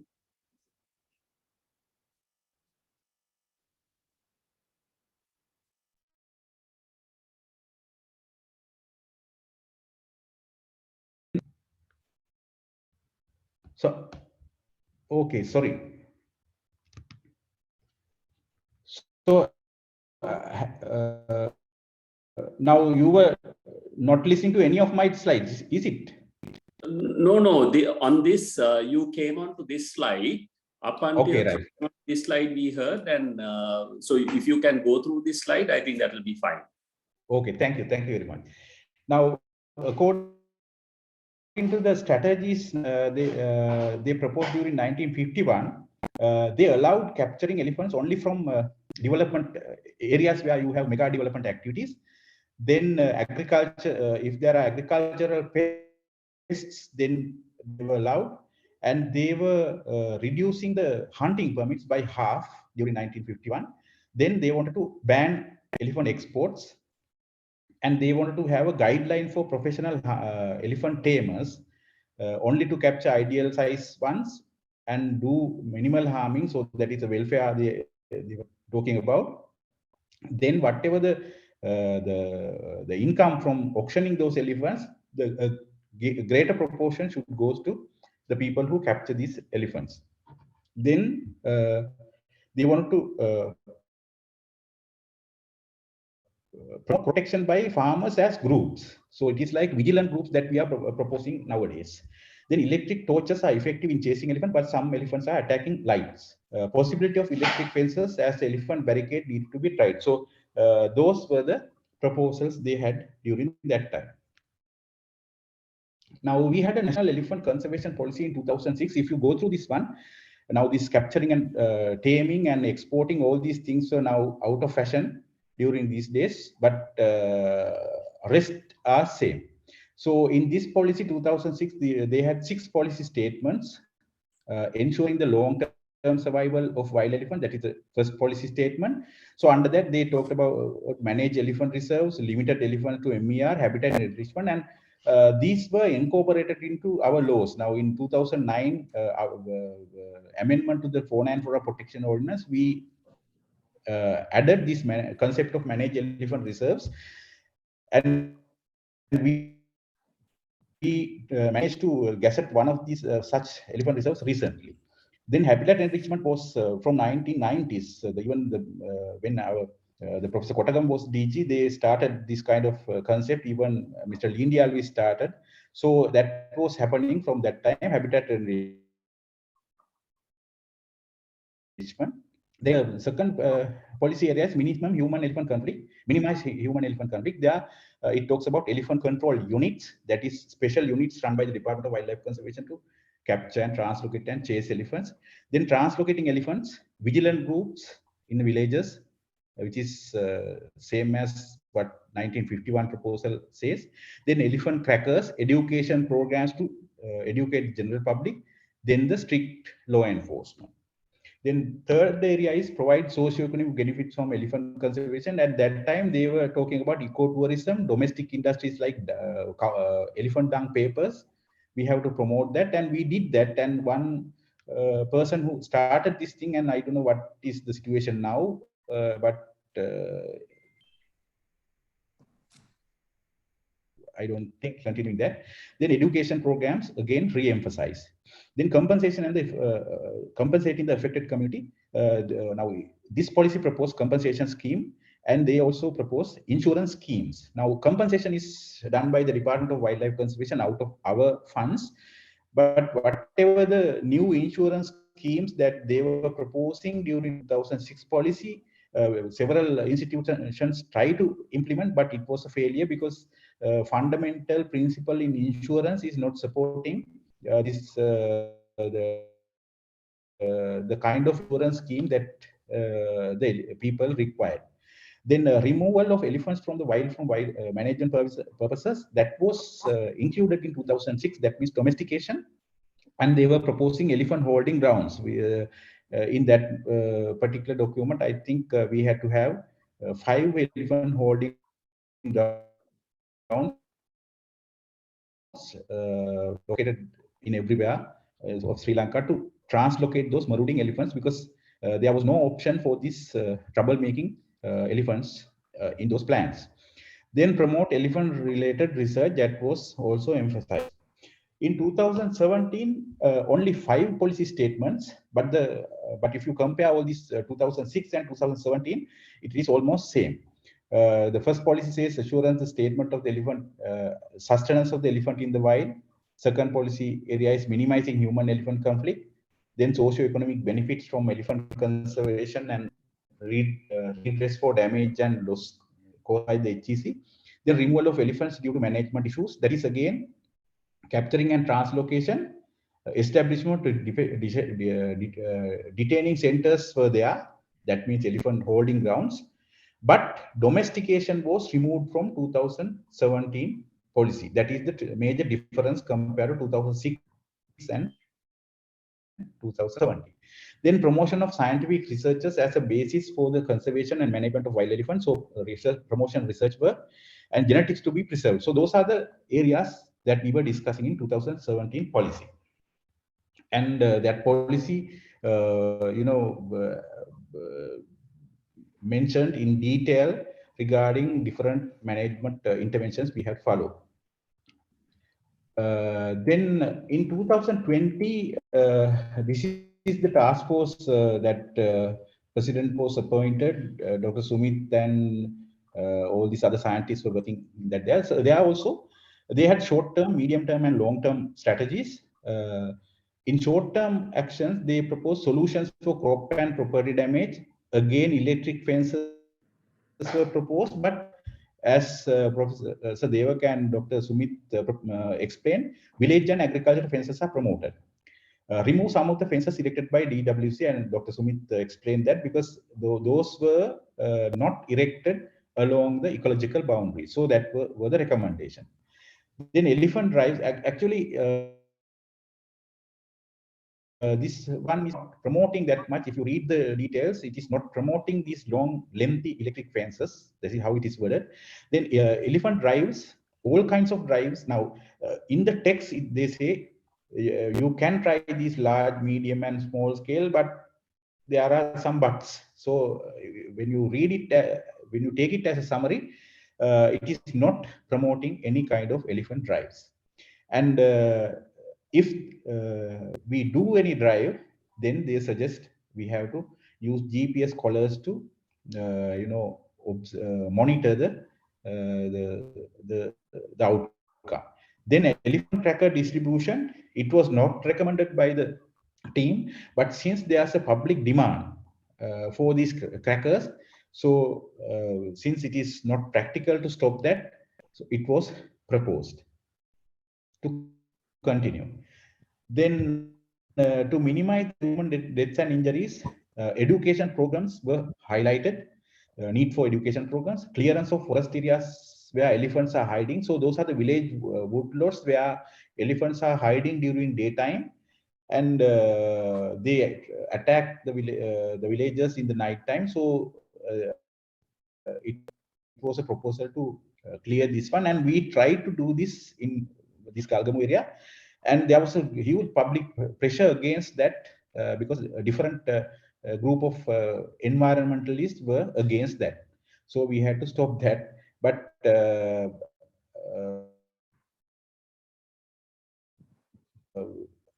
we tried it as Shramadana campaigns in all the wildlife regions where elephant-human conflict is happening. So it was a success because people get together, clean their forest patches, so clean roads and fix lights in roads. So that kind of things were happening. So that was there were some successful outcomes. Then capture and translocation of elephants. And by looking at when you read the text, it discourages elephant holding grounds. Now, all these previous proposals, they were promoting elephant holding grounds with different names, because in the short term there are troublemaking elephants, like the situation that I explained earlier. then we have to translocate those elephants for practical reasons. So that was the reason for having those elephant grounds, but this proposal is not encouraging that. Then translocation to protected areas was recommended. Rather than having elephant holding grounds, this particular plan says, now if we need to translocate them into a protected area. Then domestication and culling was not recommended. Then compensation, same as the other ones, it is also proposing crop and life insurance schemes that which we don't have crop compensation for crop damages, but for life damages and other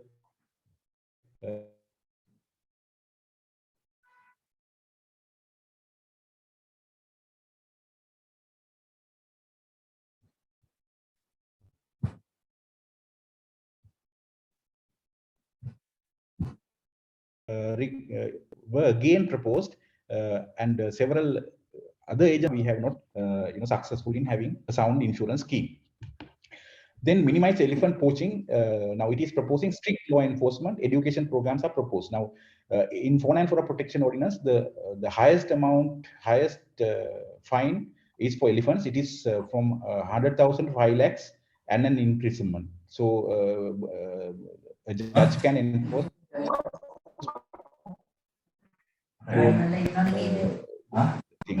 Then minimum elephant rescue to accidents. So to minimize elephants, we have to do something for train accidents, agro wells, and irrigation canals. For train accidents, we try to promote various innovative technologies, but it was not that successful so far. Then stop translocation, elephant drives, remove fencing along PA boundary. So as I explained earlier, those were the things they proposed. Then regarding elephant habitats, this particular plan says stop encroachments and not allow cattle inside national parks, education programs. So those are the problems that we are having now in Department of Wildlife Conservation Protected Area Network. Encroachments are very minimal. There are a few, but still those are not very big encroachments, and most of them were I don't know whether I can case filed against that. Hopefully, let's see. Then not allowing cattle inside national parks is a great problem that we are having, because according to the milk production strategy of Sri Lanka, those agencies who are working on that, they wanted to have this cattle. So there's a conflict of interest among different agencies. So during the government, this Gamasamaga Pilisadra program that we had during previous president's time, it was a headache for us, because everywhere the villagers were asking, one is the land, the other one is putting cattle into national park. So that is a big problem. Even though it is mentioned in the action plan, we couldn't stop that.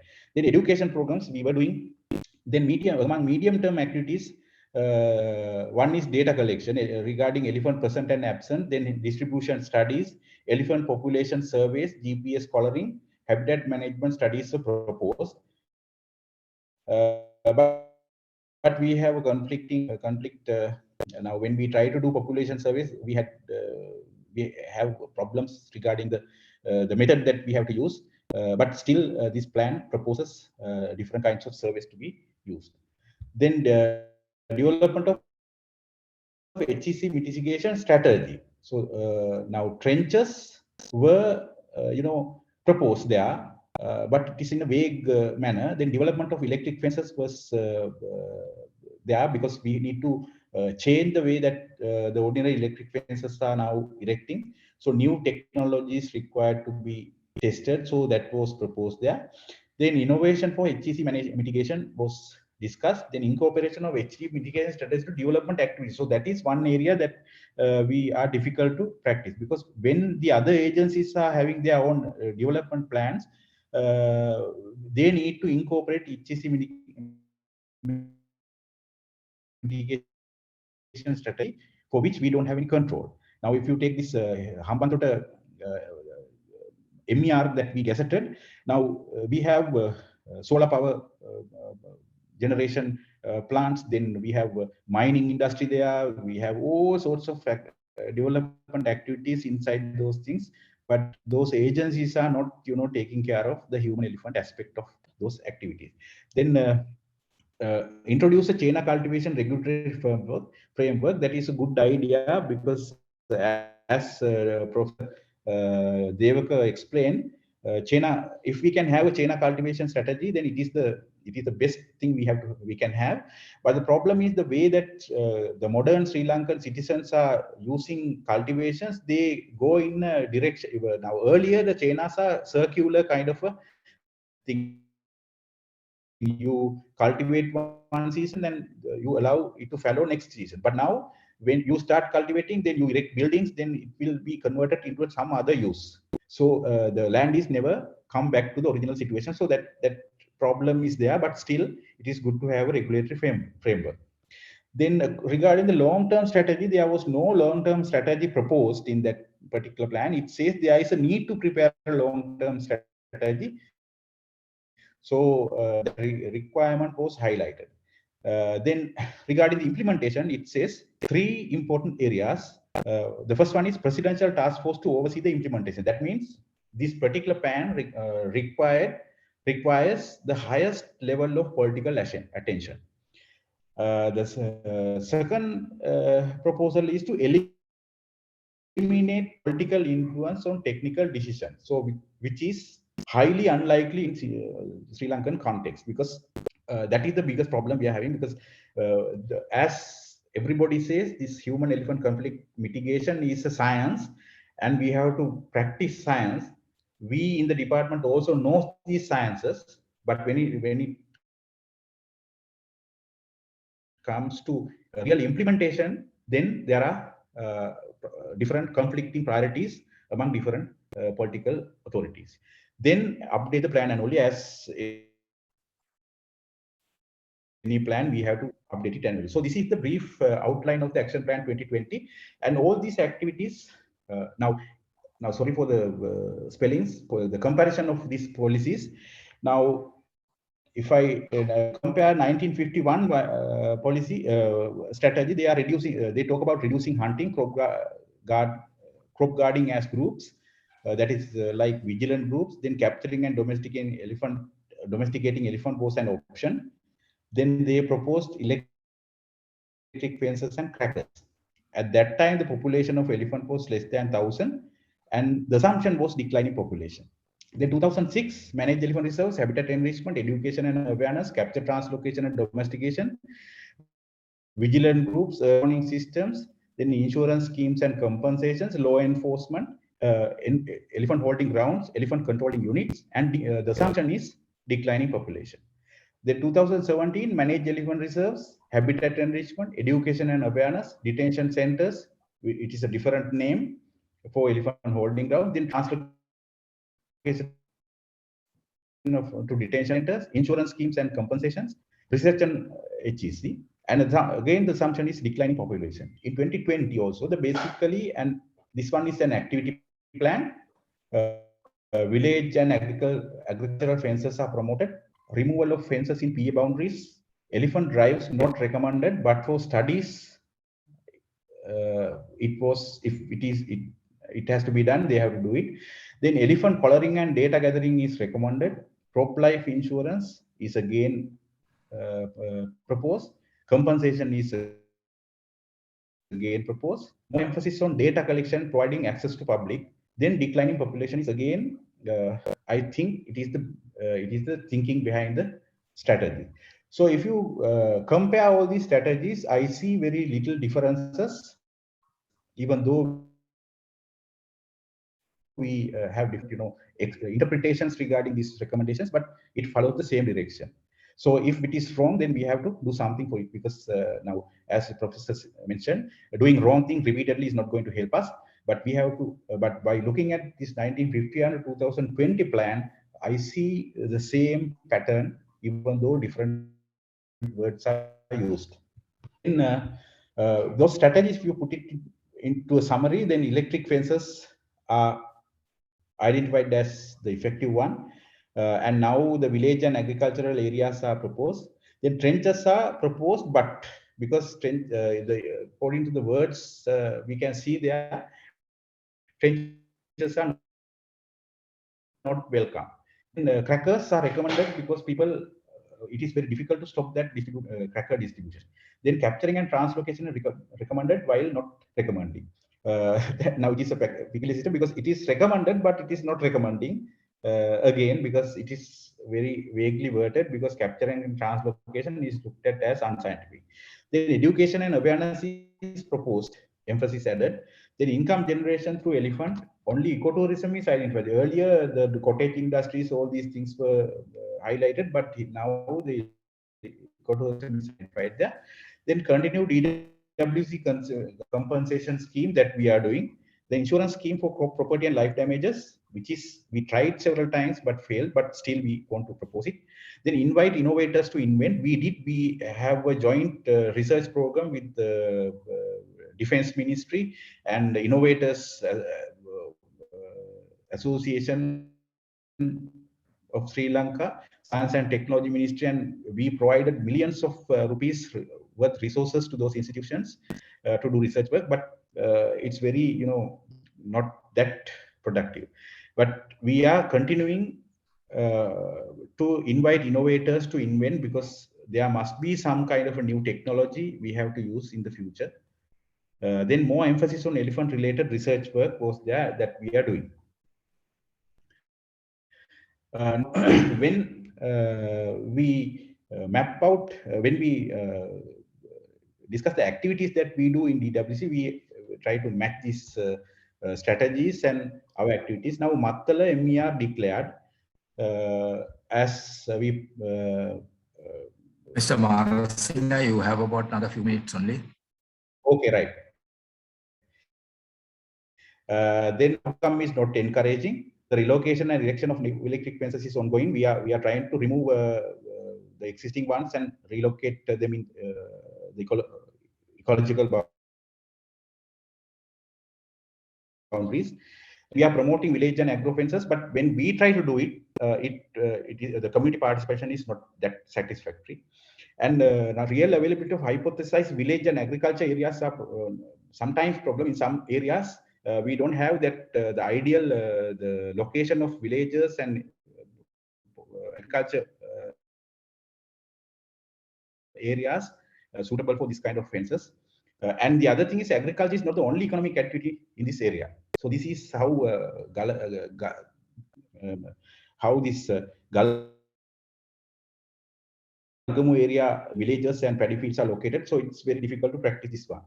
Then we stopped elephant translocation. We tried to establish elephant corridors. Early warning systems we tested with innovators. The innovation commission was invited and innovators were facilitated. Elephant trackers are distributing. Education programs are public programs annually carried out. Assistance to clear road sites provided to the community. And because of the COVID-19 situation and the economic crisis that we are having, we had to, scale down these activities. And this is one of the recent equations that we got from the Defense Ministry, their research facility. It is again a flashlight which was proposed in 1951 by that board. Then publicity programs such as Sobhadara we have done. Then department carry out elephant related studies, genetic studies, promote young researchers through Wild Lanka Journal. Then habitat enrichment is continuing as a day-to-day activity in almost all the protected areas. Invasive species removal program is also continuing. Average compensation, we pay 150 million per year. We have 5,000 kilometers of electric fences maintained by 4,143 CSD officers, which is very difficult to manage. And as a summary, out of 38 activities in the elephant conservation policy, that is 2017, we have 22 activities are being implemented, 10 activities are partially implemented, 7 activities are not implemented due to either non-cooperation from other stakeholders or negative public opinion regarding the action. And as an overall situation, it is 71% we are implementing that. So this is how we look at the elephant management, human elephant problem.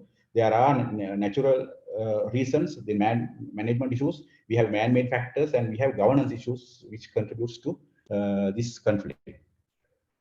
So I'm not going to discuss this slide because this is the practical situation we are having when people try to develop. Everybody welcomes development, but when the actual outcome happens, again we are blamed. So sometimes people blame the department as anti-development agency because we always talk about corridors, buffer zones, and ecosystems, and block the development activities. And when the negative repercussions happen, again people blame the department for that. So we are in a situation where we have to have the chicken, and at the same time we have to have the egg also. So this is a very complicated situation we are facing. So thank you very much for listening. I am Ranjan Marasinghe, Director Operations, Department of Wildlife Conservation.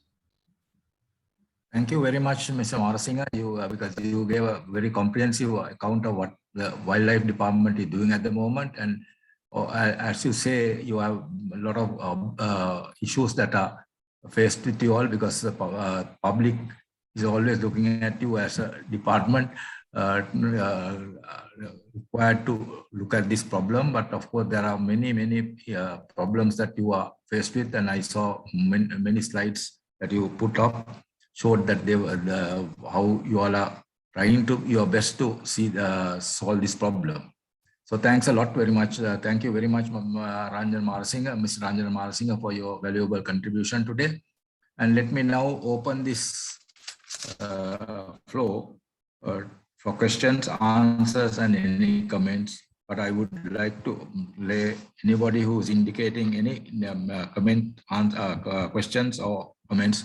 Please identify your name and affiliation before you start speak, because we are recording this, trying to record what happens in this seminar and take up with a document to the ministry on this subject, because there is no point having just a seminar and finishing it off. So we hope to make a document and go ahead. So I open the floor to anybody or ask questions at the moment, but please indicate your name and affiliation.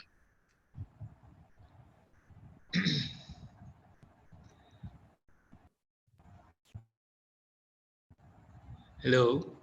Yes. I'm Sarath Vitana. I think video is shut. I would like to, mention. Can you identify your affiliation, please?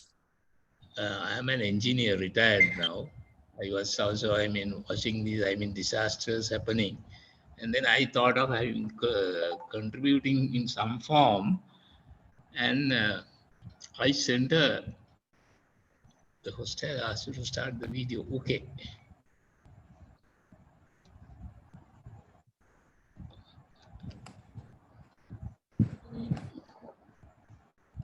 Video is not working. I don't know what happened.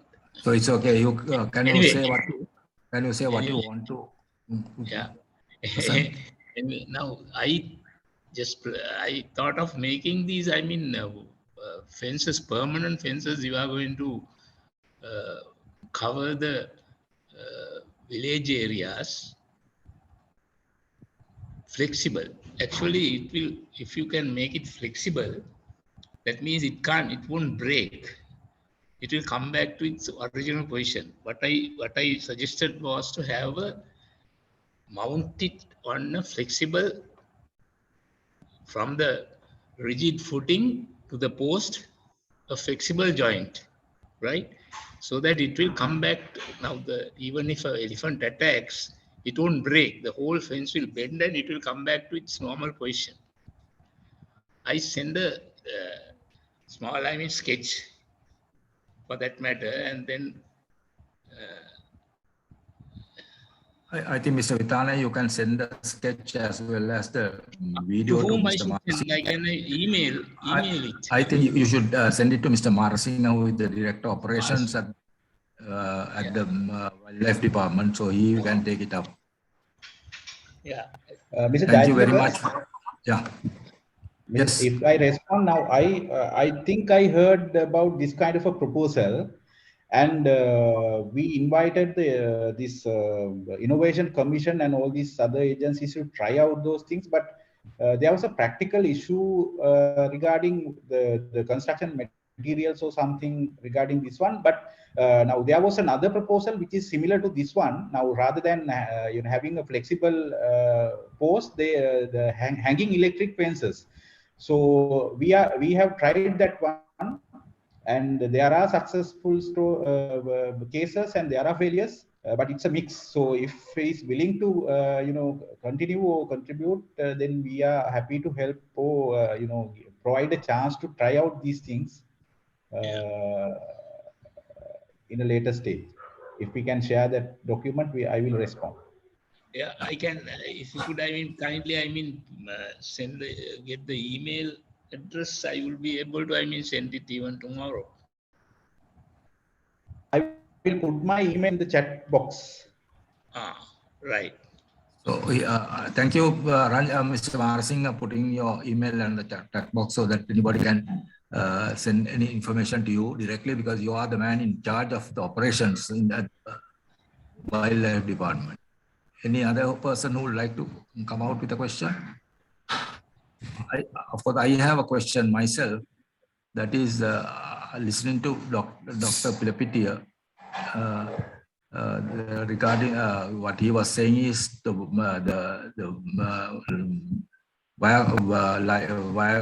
electric fences should be moved from where it is to ecological boundaries. Okay, I agree with that concept, but the only thing is, I read the paper. There was yesterday one full page about this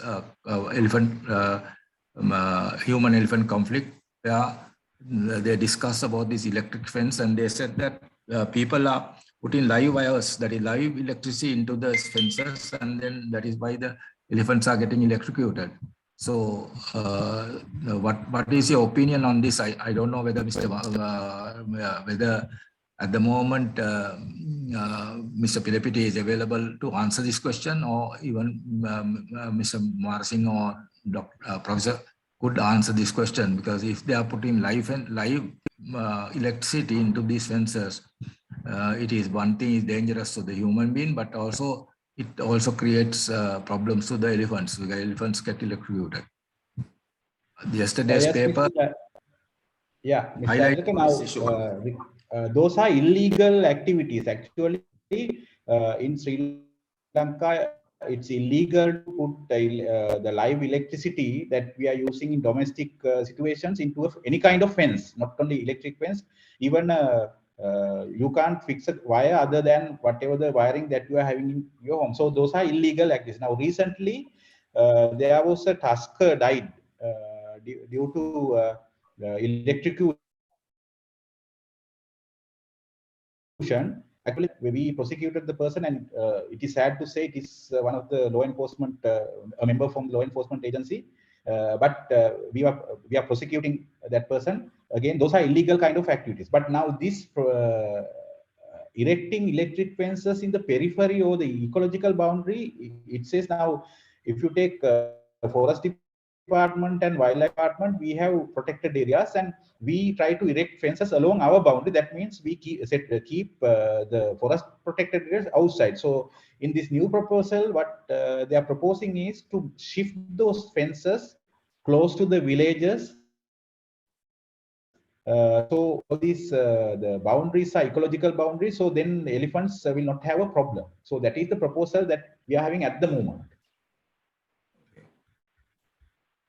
Any other person who could, or Devaka, you want to say something? Well, I think the issue that you have raised is a different one, Mr. Jatilaka, because when you take the electric fence, we are using high voltage, low ampere system, and it's a pulsatile current. So if you touch it, you can't get attached to it because it's pulsatile, the current breaks.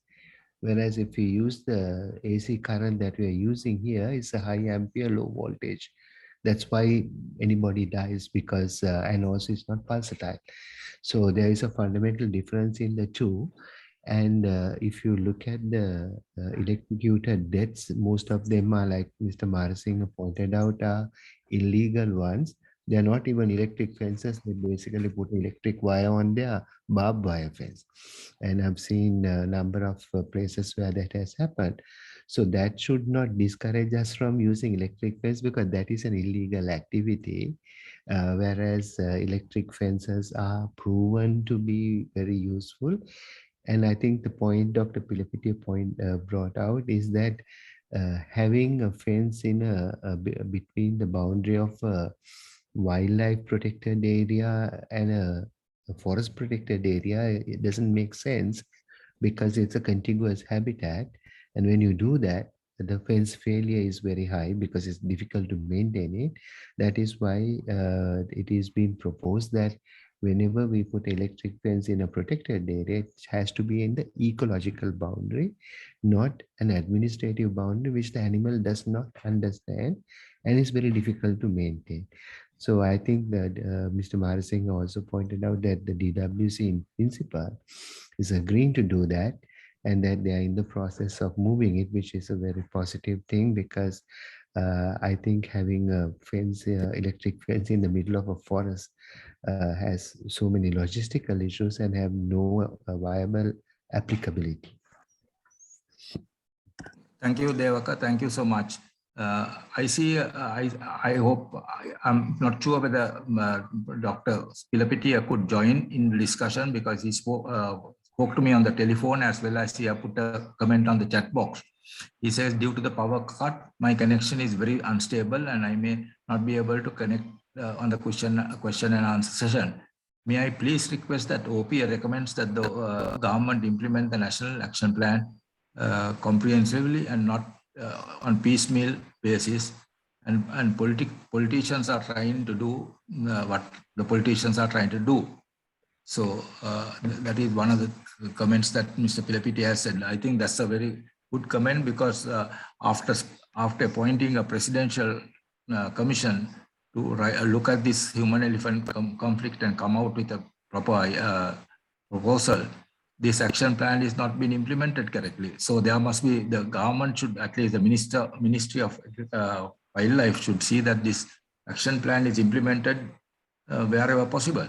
So I suppose today what happens is good reports are done. It is on the cupboards of the officers. It is not implemented. There is no point wasting money and resources for such a comprehensive report. I read through it because Dr. Sumit Pilapitiya shared with me that copy, and then I read through it, and they had given very much recommendation. I saw Mr. Marasinghe highlighting some of these proposals. So we from the OPA will also push the government in our recommendations to implement this presidential report on the human-elephant conflict mitigation.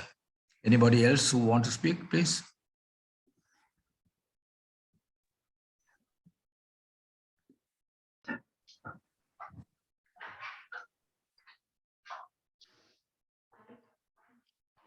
I speak, I'm Rohan Galagi.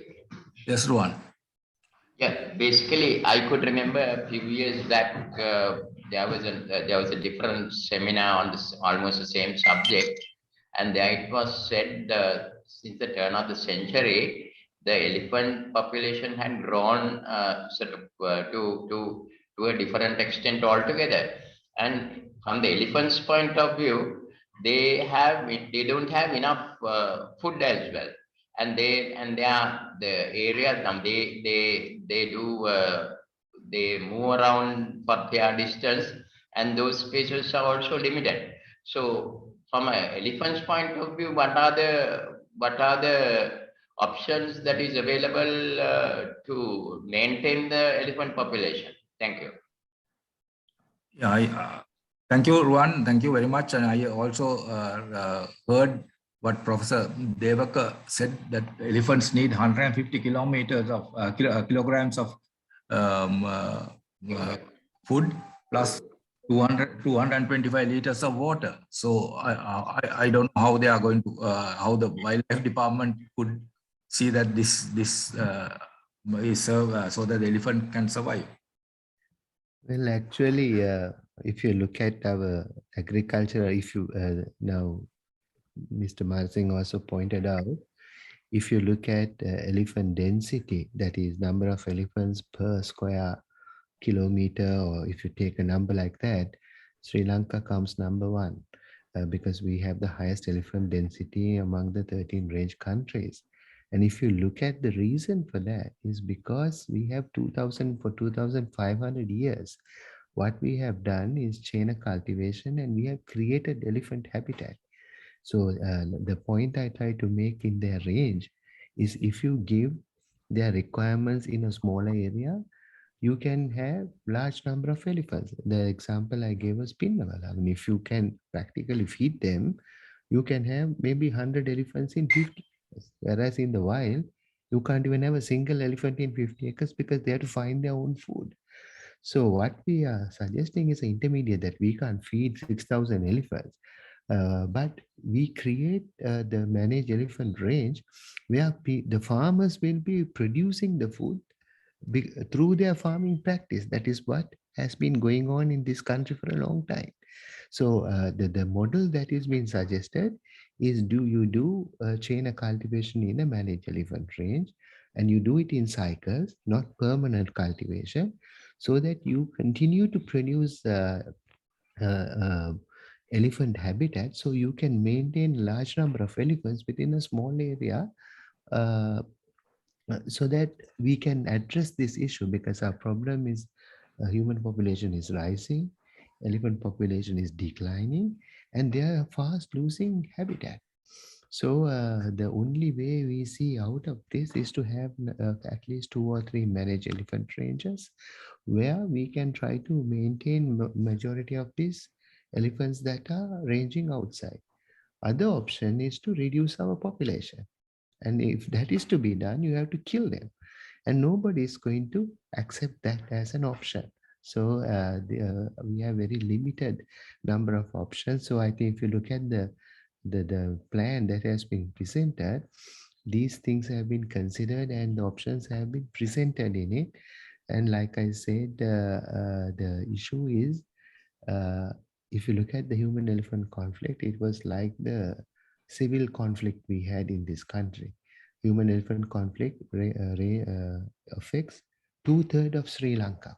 It's not a simple problem.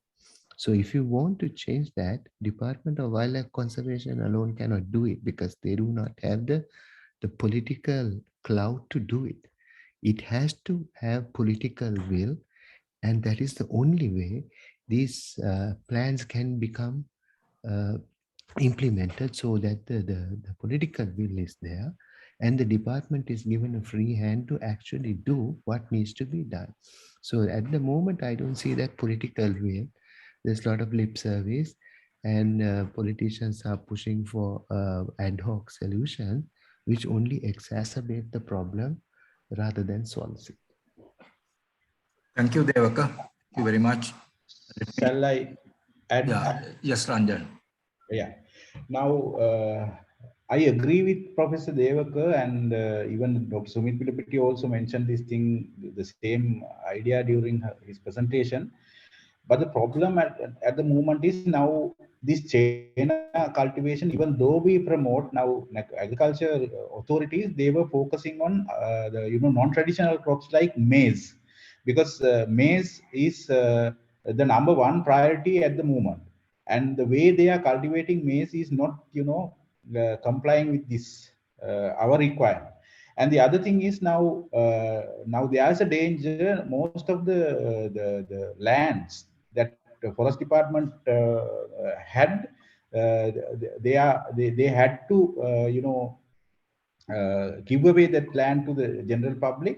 So what the villagers do is now, even though they are getting 2.5 acres or 5 acres, what they do is they lease it out to big companies. So they grow different crops like fruit, banana cultivation, so mango, that kind of things, and they completely restrict the elephant movement, for which we can't put our fingers. So there's a conflict of interest among different economic activities in the country. So even though people in public says that we need to look at human and elephant conflict, when it comes to real, real implementation, most of the developing agencies, private sector, they don't give that much of emphasis regarding human elephant conflict.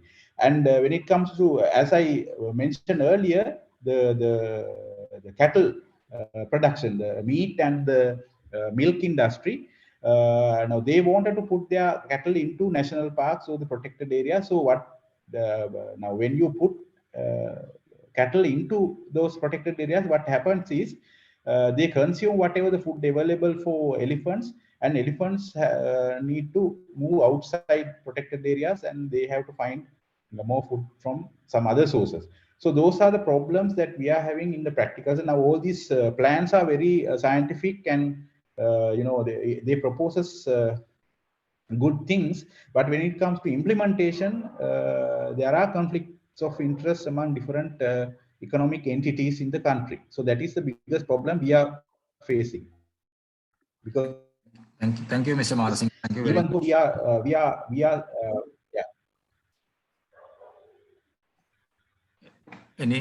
Anyone else who would like to comment or ask any questions on these resource persons?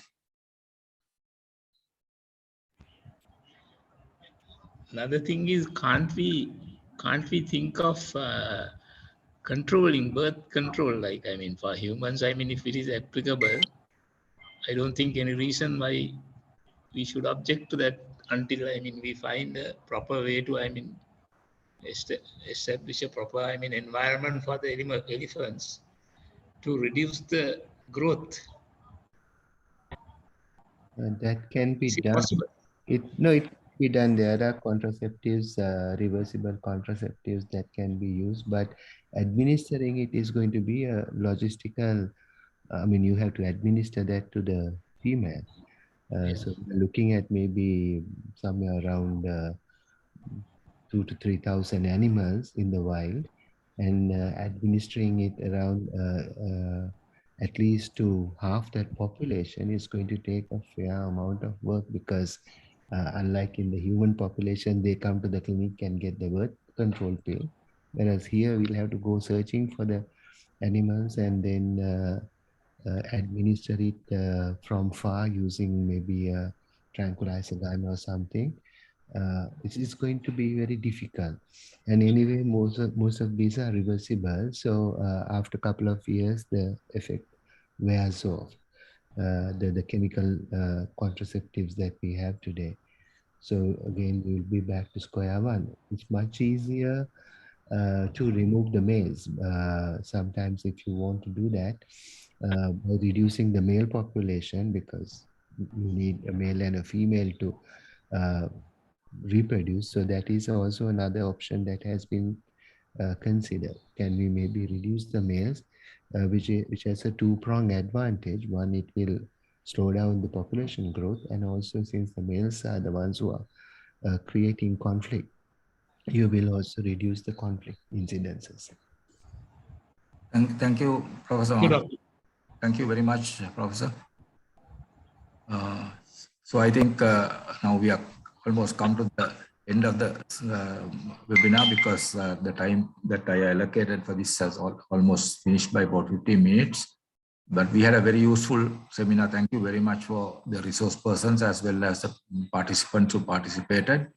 I would now invite our General Secretary, Mr. Upale Jayawardena, to make the speech of vote of thanks to today. Thank you very much, Mr. Sarath Jayatilaka. I think today you selected very wonderful and very useful topic, human-elephant conflict. I think it is a very knowledgeable as well as education awareness program, I suppose. So first of all, I thank all the speakers for their voluntary support for us to conduct this type of seminar today. First of all, I must thank Dr. Sumit Pilapitia. I think he very well explained about the community-based problems and what are the solutions for that under that topic. And thank you, sir, for your participation and highlighted these very important points. Next, I must thank Professor Devaka Nirakon, you explained about many with your experience as well as the theoretically, you explained influence and the conflict management of the elephant. Thank you very much, sir, for your participation and giving us a very important facts and how to make the human elephant conflict. So actually, this topic is very much interest, and also it is familiar for me too, because we are doing some agriculture programs at Montragal areas. We found that many conflicts from the elephants. Personally, I also face this type of things. And lastly, Mr. Ranjan Marasinghe, I think with your experience, you highlighted how to rescue the elephant life, and you have given very much information and strategies and the history of these things. So thank you very much, sir, for your participation, giving educated us through this seminar. And then I thank our president, Mr. Dulita Pereira, who is the person who give the leadership to organize this type of seminars in the OPA. Thank you, sir, for your guidance and the support to organize and conduct this type of seminar today. And I wish to thank Mr. Sarath Jayatilaka. He's a very knowledgeable person, and he is taking interesting to organize this type of topic, human elephant conflict. I can remember that last 2 months he organized and he gave guidelines for me to how to organize and how to prepare the flyers and other things. And with the support of his committee,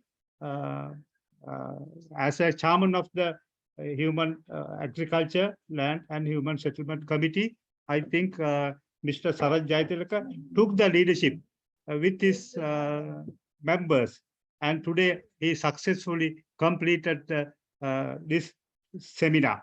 Thank you, sir, Mr. Sarath Jayatilaka. I think finally you can prepare the document to submit to the government. That is our task, and our final outcome of this seminar will be the documentation. So thank you, sir. Again, I thank for your leadership to organize this seminar, because I think you are the person who invited all the speakers. On behalf of the OPA, I thank your speakers to deliver the very valuable this type of information to us.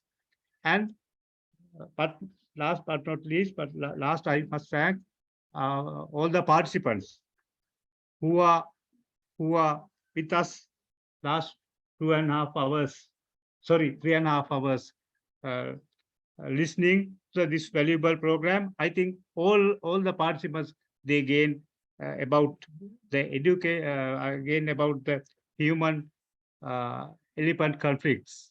Not only that, I think the history of the elephant problems and what are the solution strategies and how the new technology used for to overcome these issues. Finally, I thank Center Director and his staff to given us the support to successful conduct this type of program. Thank you very much. Good night, everyone. Thank you. Over to you, Mr. Jayatilaka.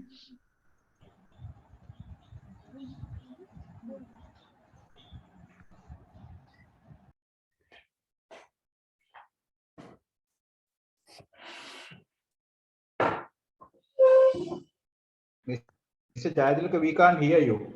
You are muted. Mr. Jayatilaka. Sorry, sorry, I'm so sorry. Before I conclude this seminar, I would like to thank the OPS staff headed by our Center Director, Mr. Seniratna, and the staff who helped me quite a lot during this organizing this seminar. Thank you very much, and thank you for everybody, and good night. And we shall conclude this seminar at the moment. Thank you. Thank you. Good night. Thank you. Good night. Thank you. Good night. Thank you. Good night. Thank you very much.